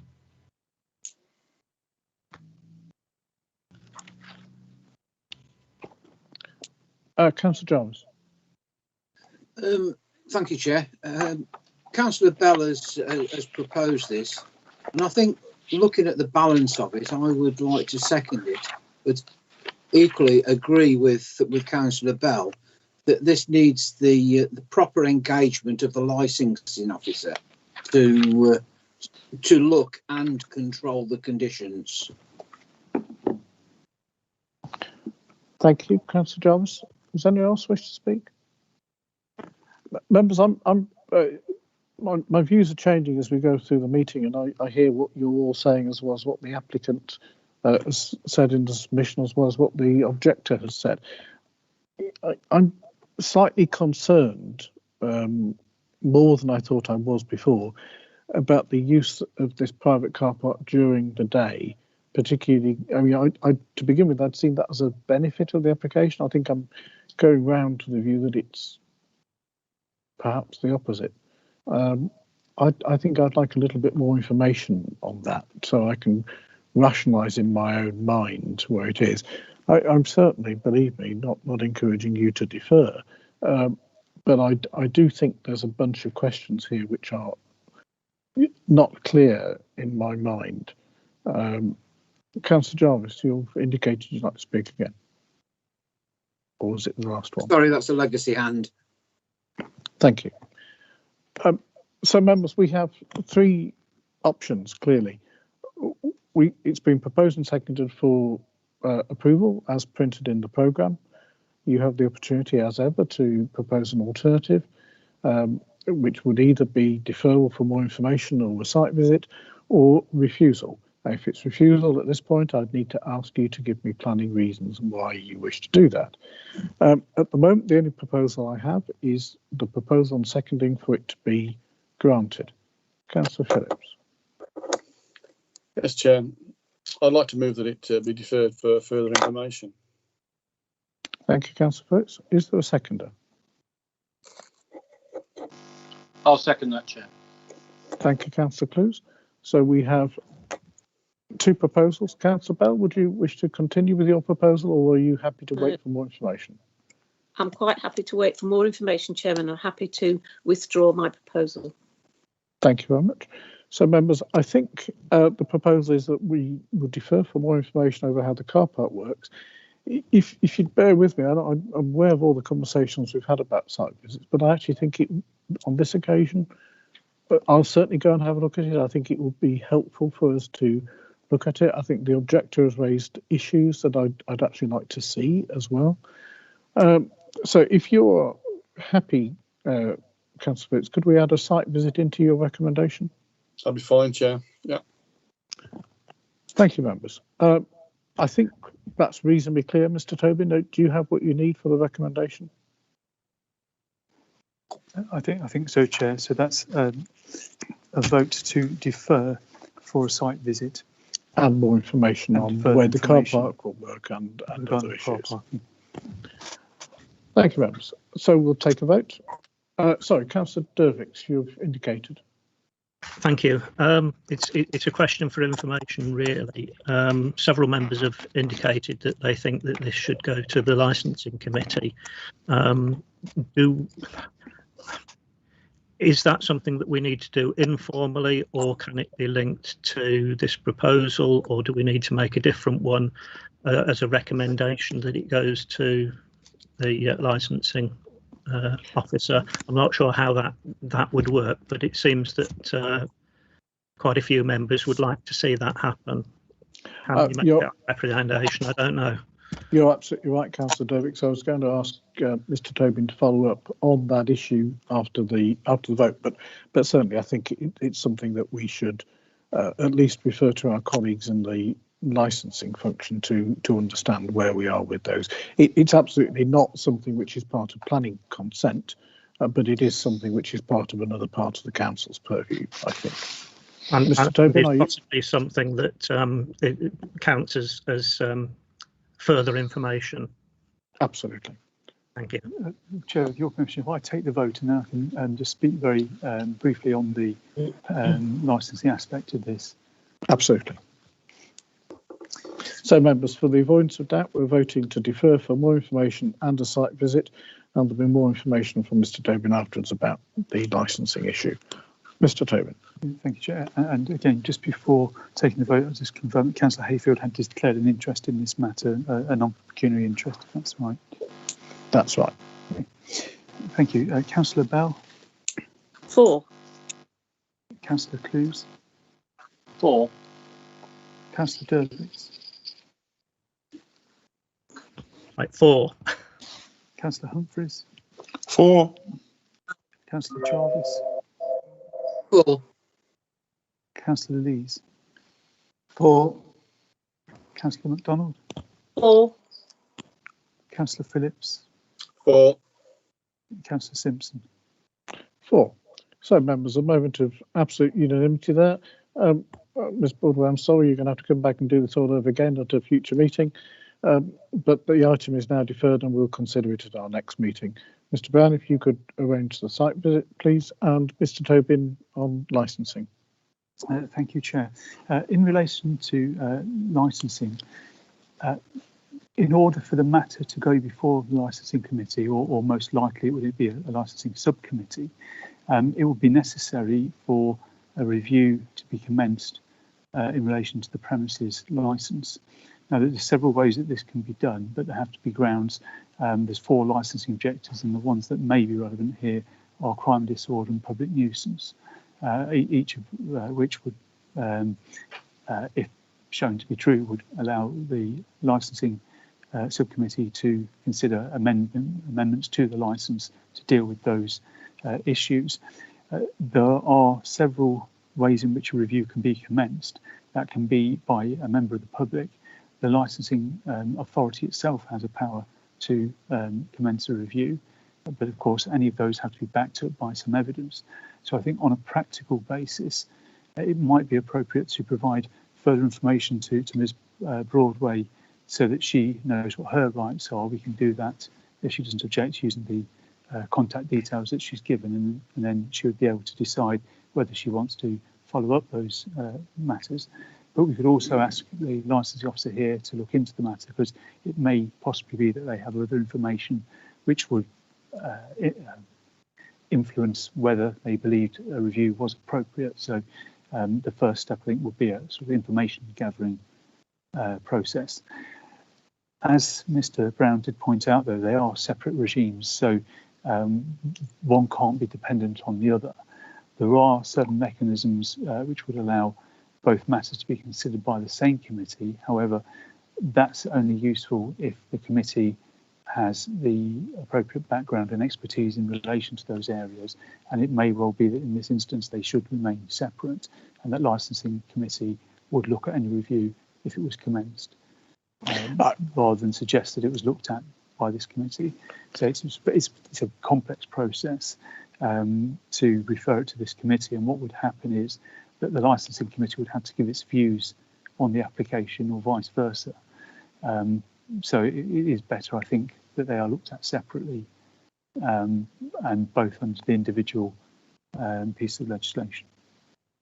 I think that's absolutely right, Mr. Tobin. We're in the situation where a member of the public, quite genuinely has made comments in relation to a planning application. This board can consider the planning application. I think it is right for us to ask the licensing people to take a look at it in a completely non-prejudicial way. The board has only information from one side, and we aren't and can't be in a situation making that decision. I think it would muddy the water too much for us to stray into the area of licensing, but I think it's entirely reasonable, as several members have said, for this matter to be raised with licensing. And if you wouldn't mind, after the meeting, perhaps tomorrow, you could contact Ms. Baldway and advise her on what her options may be as a member of the public in relation to the licensing issue separately. Certainly, Chair. Thank you. Thank you very much. Members, if you're all happy, now we'll move on to application number 582 for the Stables, Packington Estate, Meriden. Mr. Brown. Right, thank you, Mr. Chairman. Let me run through the plans. There are quite a lot of plans attached to this particular application, so I'll go through the slides.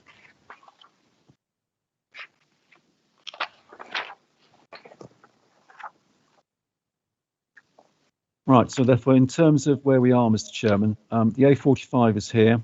We're north of the A45 in Packington Park. The access off the A45 is down here where the cursor is. The actual hall is here. The stable block is immediately to the north, and then the farm buildings are up here, even further to the north. In plan form, then the stables are here, which is this courtyard, and we'll go through the other plans in a minute. The farm buildings are here, and the new car park, which is being proposed, is in respect of the area here, where in fact there will be some buildings would be demolished, as referred to in the committee report, with pedestrian access through into the courtyard of the stables that is here. As you can see from here, Mr. Chairman, there's an existing car parking area here, which is why the red area comes out like this. As you can see, that would be removed, such that all car parking, it comes out here, and this is just a drop-off point into the main access into the courtyard, and the stables building, which is here. So these are photographs, Mr. Chairman, from the 1970s when refurbishment work was taken. It gives you a flavour, photographic form of the actual buildings themselves, rather than having drawn drawings, as will appear later. And this is clearly the east elevation, which is the outward-facing elevation, which is I referred to just a minute ago. This is where we are at the present time. This is the east elevation. This is the car parking area I referred to, where the drop-off point would be, with the one of the four entrances into the courtyard, and the photographs then take you round the building itself.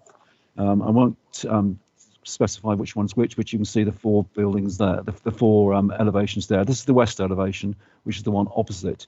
You'll see from that and the previous photographs the finish here, which is the ashlar finish, the stone finish, whereas internally in the courtyard You can see that it's brickwork, and I'll run through the next slides. It's a bit more detail to do with the fenestration, both at ground floor and first floor.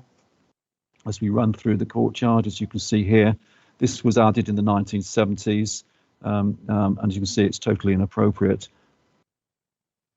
In terms of the elevations, I'll run through these, but the east elevation, this is the existing east elevation, which you can see.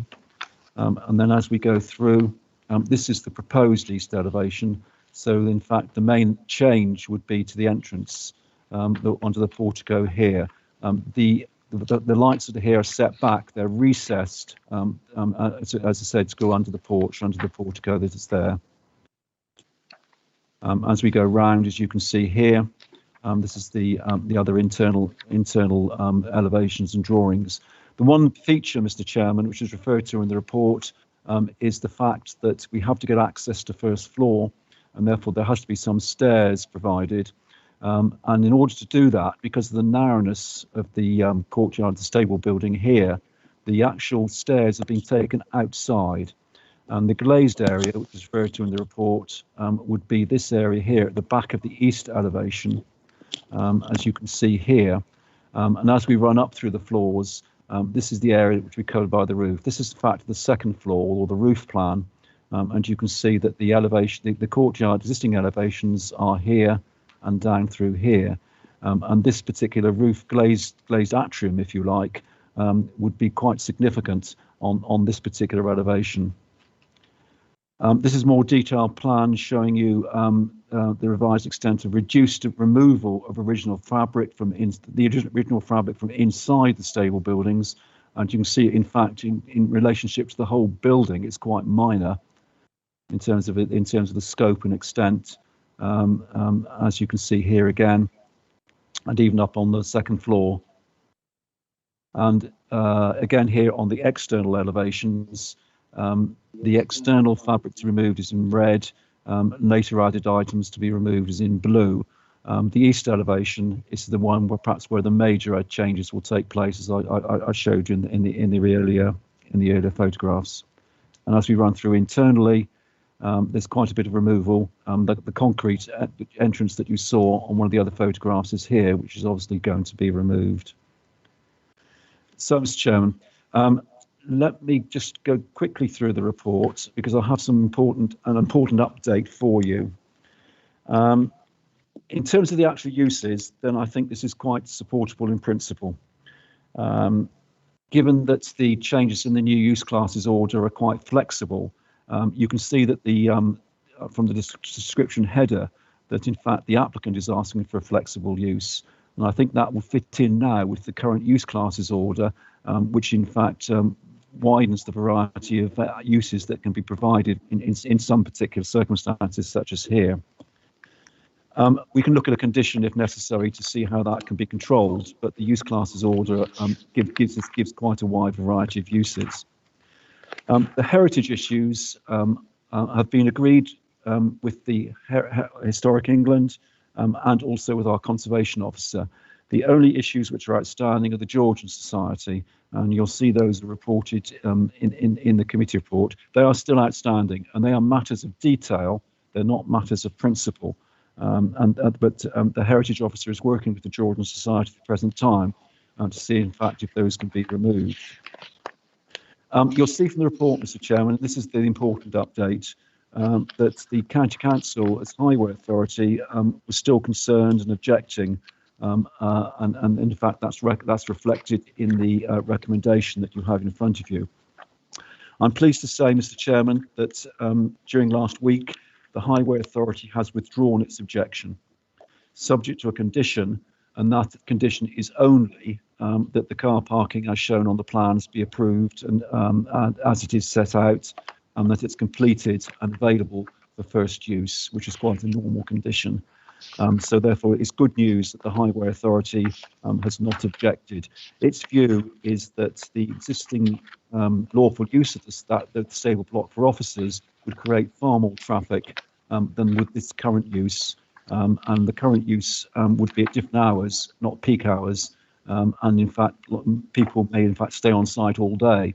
and the greater use maybe at weekends rather than during the weekday. So therefore, they felt on balance there was an overall enhancement and improvement with basically less traffic, and therefore that's the reason why they've withdrawn their objection.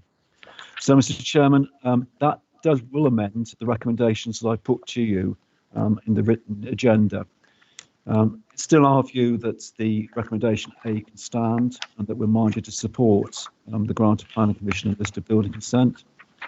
Recommendation B would have to remove the position of the current highway authority, so therefore I'm asking that conditions now be agreed in consultation with yourself and the planning opposition spokesperson.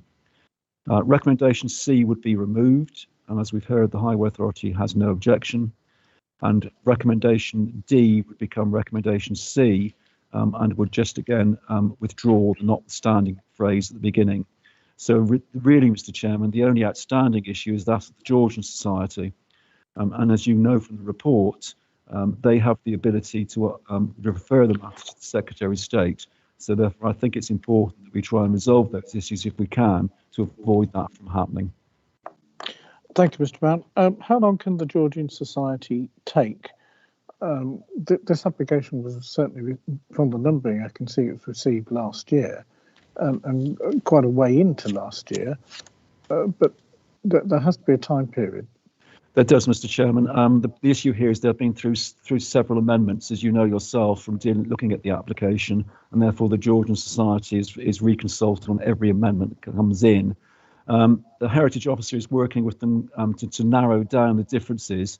I haven't got a time limit, Mr. Chairman, but the fact is there's an outstanding objection. I think what we will do, if this particular all the recommendations are carried through tonight, we will write to the Georgian Society to ask them basically to give us their final view on what the situation is, one way or another. Thank you very much. Councillor Hayfield? My turn to tell you you're mute, Councillor Hayfield. Do you know, it's probably the first I've done that in ages. Thank you. Well, this was one site visit I attended because it was a virtual one. And actually, I was really impressed by it. I thought it worked very well. I was taken by the sympathy in which both the agent for the estate and the architects had viewed this building, and they were trying to do the right thing, from what I could see, and had come up with some plans that would put the building to use. Because so often these purpose-built stables and things like that are actually dreadfully difficult to find alternative uses for, even on our large estate. So there would obviously have to be some modifications to be able to cater for that. And I thought it was being done in a broadly sympathetic way. And I'm more than happy to support this and to even move the recommendation that approval be given. Yes, we have to give views on the Georgian Society, but they can't drag their heels forever. I know some of these learned societies. I'm part of some of them, and they're not exactly move like grease lightning. Some of them, so there has to be some time limit. But yes, at the risk of repeating myself, I thought it was good. I'm happy to support it. Thank you, Councillor Hayfield. Just one thing I should draw to everyone's attention. It wasn't actually a site visit. It was just a consultation as part of the normal process of dealing with the application. Nevertheless, I attended them, Mr. Chair. You did indeed. Brownie point for that, if nothing else. Councillor Dervick. In that case, I must get a brownie point as well, because I also attended it. And it was fascinating. There was an awful lot of detail that we were given, and I would like to agree with Councillor Hayfield in all that he said. This is a real opportunity to bring this building back into use in a way that is likely to keep it in good condition for many years to come. The previous alterations to it, in my opinion, were less than sympathetic, and I think this is an opportunity to really do something of value here that will give will preserve the building, but we'll also give it a use where members of the public might be able to see it as well. And therefore, I would like to second the proposal. Thank you very much. Any other speakers, members? I'd just say at this point, I agree entirely with what Councillor Hayfield and Councillor Dervix has said. This is a great opportunity to do good architecturally, historically, and for public access. My only concern, I have to say, is I know the application's been with us for some time, and I would like that the applicant can actually move ahead, because I think they've done an awful lot to get us into a situation. I certainly, to begin with, had some misgivings. But having seen in detail what's proposed, I'm quite keen that they are able to progress this quickly. If no one else wishes to speak, it's been proposed and seconded as amended by Mr. Brown. So, Mr. Tobin. Thank you, Chair. I don't know if any members want any recap on those amendments, or if everyone's satisfied with them. I think they're all satisfied, Mr. Tobin. Thank you. In that case, Councillor Bell. 4. Councillor Clues. 4. Councillor Dervix. 4. Councillor Hayfield. 4. Councillor Humphreys. 4. Councillor Jarvis. 4. Councillor Lees. 4. Councillor MacDonald. 4. Councillor Phillips. 4. And Councillor Simpson. 4 as well. It's a full house, unanimity, and granted. Thank you, everyone. We now move on to agenda item number 5, the Warwickshire highway design. Anything to add to your report, Mr. Brown? Just one point, Mr. Chairman. I know I didn't circulate the full report or design guide to members because it was quite a large document, and I hope members have had the opportunity to see it. I've just got one extra point, Mr. Chairman, and that is I know that members of this board, in fact, we've had an item this evening which was referred to, are quite concerned about road safety. It was the Walton case next to the school, which we looked at. It's perhaps an opportunity, Mr. Chairman, for the board to ask for road safety be given perhaps a greater emphasis in this design guide, because apart from applying across this borough, it would be in the county as a whole, and therefore be something which developers have to look at. There is a road safety section, as you can see from the report, but that really just refers to road safety audits. I think members' interest goes wider than that. But I'll be interested to hear from you, Mr. Chairman, Mr. Chairman, if that's the case, it can be added to the observations that I set out in the paragraph 4 of the report. Thank you, Mr. Brown. I think that's absolutely the case. I like you, I'm disappointed with the draft guide, not because I disagree with what it says. It's more all of the areas that it doesn't talk about and the areas that it could go, and it's almost. It's a good start, but it hasn't really gone far enough, and there's more work to take it away from the engineering technical specification to actually give us something that is realises the potential of this sort of document. Councillor Humphreys.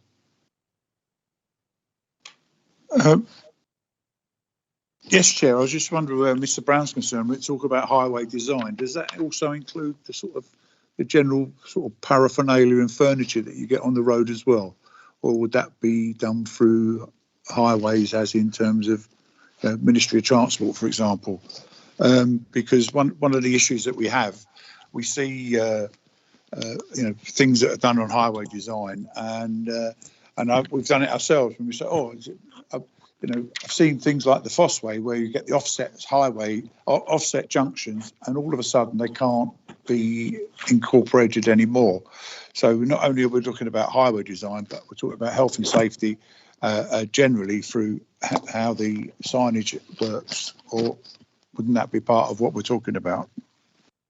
I'll just run around and get everyone's comments first, if you don't mind, Councillor Humphreys. Councillor Hayfield.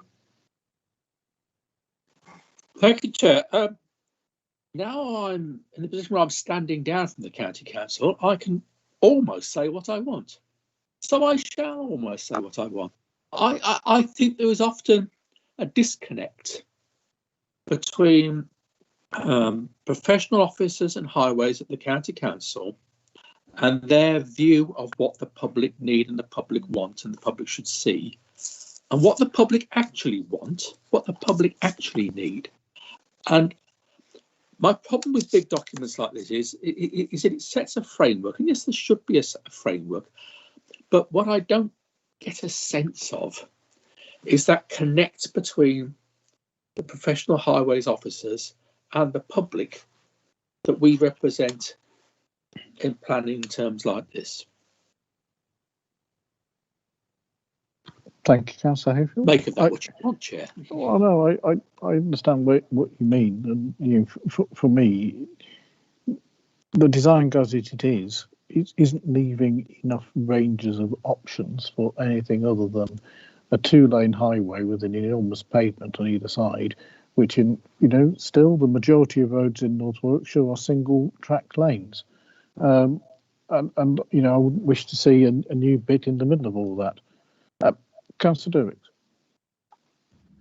Thank you. I think one of the important things to note about this is that they call it a guide.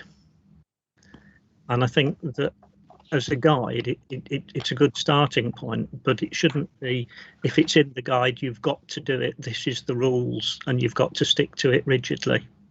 And I think that's the point that you may be making as well, that it's got to be tempered with local circumstances and what is necessary locally, not just it's there in this document, therefore it must be. Absolutely. Thank you. Thank you both. Mr. Brown? I'm just picking up on Councillor Humphrey's point there. I don't think there's a section in there. I'll just look through the report again, specifically on road signage. And that's something that we could add in, Mr. Chairman, if the board feels like that. I mean, if it's going to take up the issue on road safety, then certainly coordinated signage that is also not causing an adverse visual impact is also something perhaps which ought to be added. And perhaps to remind the County Council that bigger isn't always best when it comes to signage. Members, any other comments, or shall we move to a vote? I think, do we need a vote, Mr. Tobin? We all seem to be in unanimity on this. I think strictly you do, Chair, because although it's expression of disappointment, it is a decision effectively of your view. Okay, then let's have a quick vote. So Chair, do we have a proposer and second? I'll propose the recommendation. Do we have a second? I'll second it, Chair. Thank you very much. Before we go to the vote, I was intending not to speak on this item. I was withdrawing from it. So I didn't hear you say anything, Councillor. Thank you. My apologies for that. I got carried away. Thank you. Councillor Bell. For. Councillor Clues. For. Councillor Hayfield. As a quick vote, I'll say quick yes. Councillor Humphreys. For. Councillor Jarvis. For. Councillor Lees. For.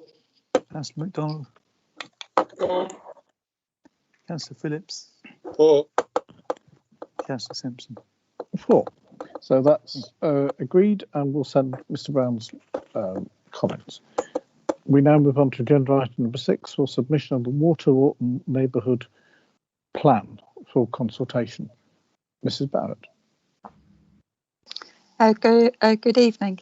I just wanted to add a couple of points, or just to make it clear. In terms of where the Waterwalton Parish Council are with their neighbourhood plan, this is at the stage where they formally submit it to the council, and it's purely for the consultation, so 6 weeks consultation. So I draw members' attention to the paragraph 4.1 in the report, which basically we're not checking the actual document to see if it's in conformity with our plans or anything else. We are just making sure that it meets the legal requirements, that the parish council is authorised to act and actually prepare a neighbourhood plan, and that the documents actually comply with the rules for submission, and that it falls within the definition of a neighbourhood plan and within the scope of a neighbourhood plan. During the 6 weeks consultation, that's when the opportunity is for the Borough Council can make any comments that it wishes during that time.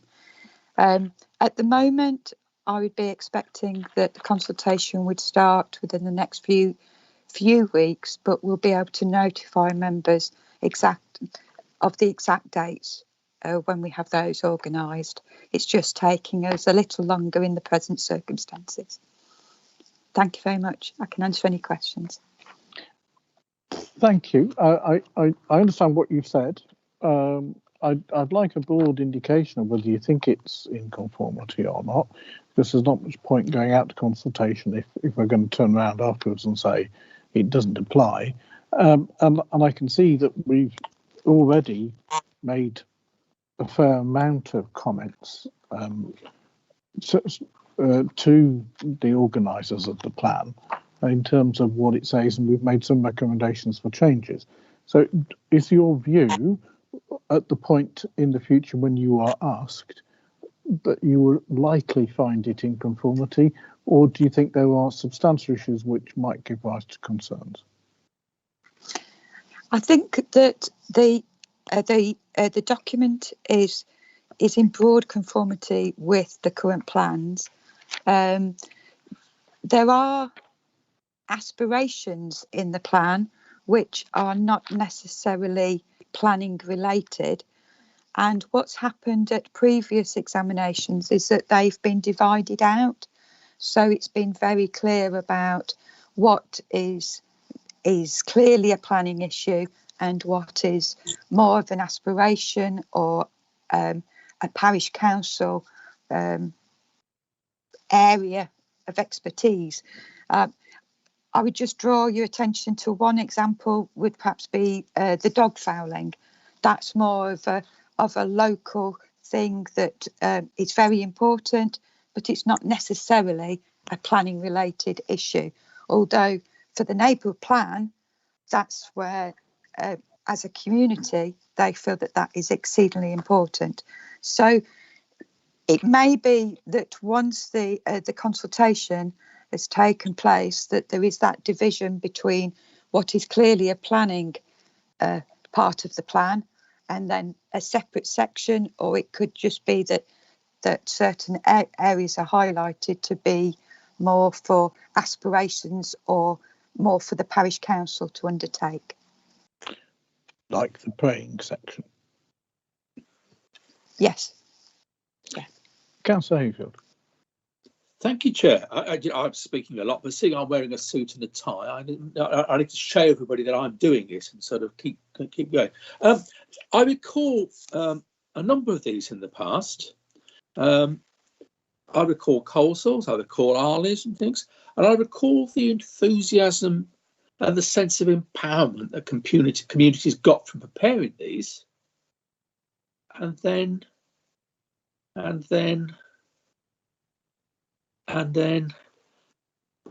onto the shelf they go. And in Colesall, every now and then at the town council, we're reminded that we do have a local plan. I'm not sure many members of the town council could tell you exactly what it says.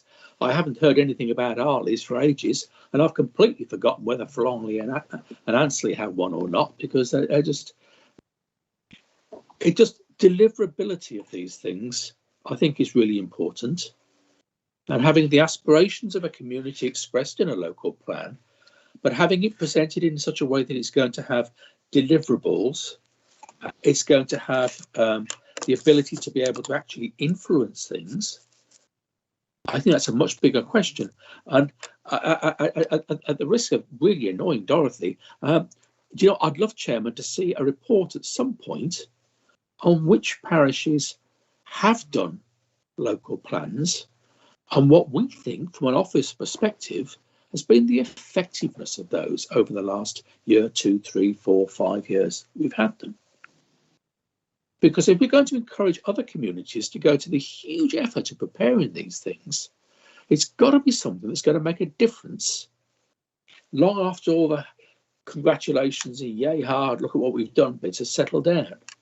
And do you know, I'm left actually with a sense of disappointment, I think, as to just what impact some of our local plans have had on their communities after all that effort. Thank you. All I can say, Councillor Hayfield, is that Councillor Bell regularly whacks me over the head with the Hartshill neighbourhood plan. It reminds me about all the things that are in it. Hasn't she enjoyed doing it, Chairman? Well, and takes Mr Brown to task regularly over whether the neighbourhood plan and the borough plan are in conformity. To an extent, this is all down to the communities. But I know our planning team regularly engage with what the neighbourhood plans say as well as what our own plans say. But Mr Brown, anything to add? I haven't forgotten you, Councillor MacDonald. I just want to answer this particular point. Yes, Mr Chairman, the neighbourhood plans are part of the statutory development plan. Therefore, on every planning application that is reported to the planning board and all the observations reports that come to members that to refer to the development plan in which there is a neighbourhood plan accompanying it, there will be reference to the policies in there. In fact, the Coach Hotel proposal we had this evening refers to the Coleshill district plan, the Coleshill neighbourhood plan and its policy, the relevant policy relating to that particular proposal.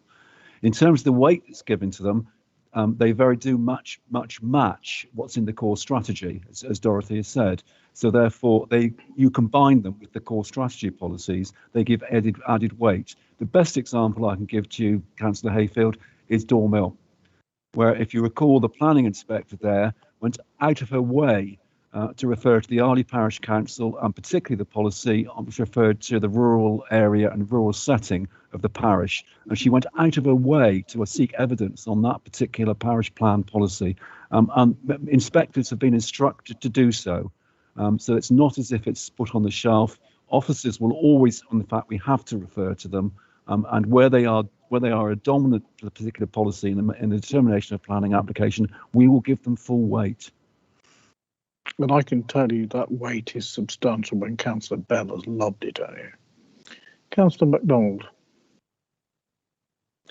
Thank you, Chair. I just wanted to pick up on some points that Dorothy and Councillor Hayfield made. Yes, I was part of the governance group that put that document together. The group took an enormous amount of time putting it together and making sure that all the linkages were there and so on. And of course, it is essentially a plan, to inform planning. But I think the parish council and the governance group see it very much as a working document and would be horrified at the idea of it sitting on a shelf somewhere. I think it very much forms a to-do list for all agencies involved in the objectives and the various policies identified in the document. So I sincerely hope it doesn't go onto a shelf and be forgotten. I really hope that during this consultation period, people will see that not only will it be a document to inform planning, but will set the tone of how we want to see the village moving forward, both informing people who live there, people who might want to live there, people who might want to invest commercially, etc. And for us to help to sell the village as well, whilst it adheres to all the other strategies involved. So thank you for your time. I sincerely hope that it is adopted. Councillor Bell. Thank you, Chairman. Yes, I just had to respond, obviously, to what you said. Yes, I had the same concerns as Councillor Hayfield, actually. And I think the responsibility lies with all of us, actually. I think all councillors should familiarise themselves with their local plan for their ward. And I think, you know, if they haven't got one, I still think they should be encouraging the residents to, in fact, develop one. I think the process itself, has been mentioned, is a fantastic opportunity for the communities to come together and decide what they would like to see. I think also that it's down to us as a planning board to make sure that we do take, you know, we do have material considerations from these neighbourhood plans and take them very seriously. And when the parish councils are responding to applications, they should refer to them where relevant as well. So we need to weave it in, as it were, to our processes, possibly a little more than we do at the moment. I think it's really important. And although Dorothy said we're not actually looking at the content of the plans, I can't let this go without saying I'm very impressed, Councillor MacDonald, with your local plan. I think it looks good, it reads well, and I'm very, very pleased to see so much emphasis on health and well-being. And I sincerely hope that is a material planning consideration. If it isn't, we'll make it one. So that's fantastic. Thank you very much. Yes, thank you. And I'm quite happy to move that we adopt this, or send whatever we're doing, the recommendation. So I don't know whether we're adopting it or recommending it. We're certainly not adopting it. All we're doing is sending it for a 6-week consultation period. It will then come back to us for further consideration, and as Mr. Barrett mentioned, if there are any issues on conformity at that stage. Brilliant. Yeah. So you're proposing that, Councillor Bell? And I am indeed, Councillor Simpson. Yes. Thank you, Councillor Derricks. I'll second that. Thank you very much. Members, any other comments or questions? As we are making a decision, Mr. Tobin, we need a vote. Thank you, Chair. I know that Councillor MacDonald had declared an interest in relation to this matter. So I'll take. Did you also state you'd be abstaining on that basis? Yeah, she didn't speak either. Okay. Thank you. Councillor Bell? For. Councillor Clues? For. Councillor Dervix? For. Councillor Hayfield? For. Councillor Humphreys? For. Councillor Jarvis? For. Councillor Lees? For. Councillor Phillips? For. Councillor Simpson? For. Well, that's carried. Sorry, Councillor Davis, did you wish to speak again? Sorry, did I miss you? My apologies. I didn't move. Thank you. Members, agenda item number 7 is the tree preservation at Duns Lane, Dordon. Anything to add, Mr. Brown? No, Mr. Chairman. Members? Move the recommendation, Chair. Thank you, Second. Councillor Phillips. Thank you, Councillor Hayfield. Mr. Tobin?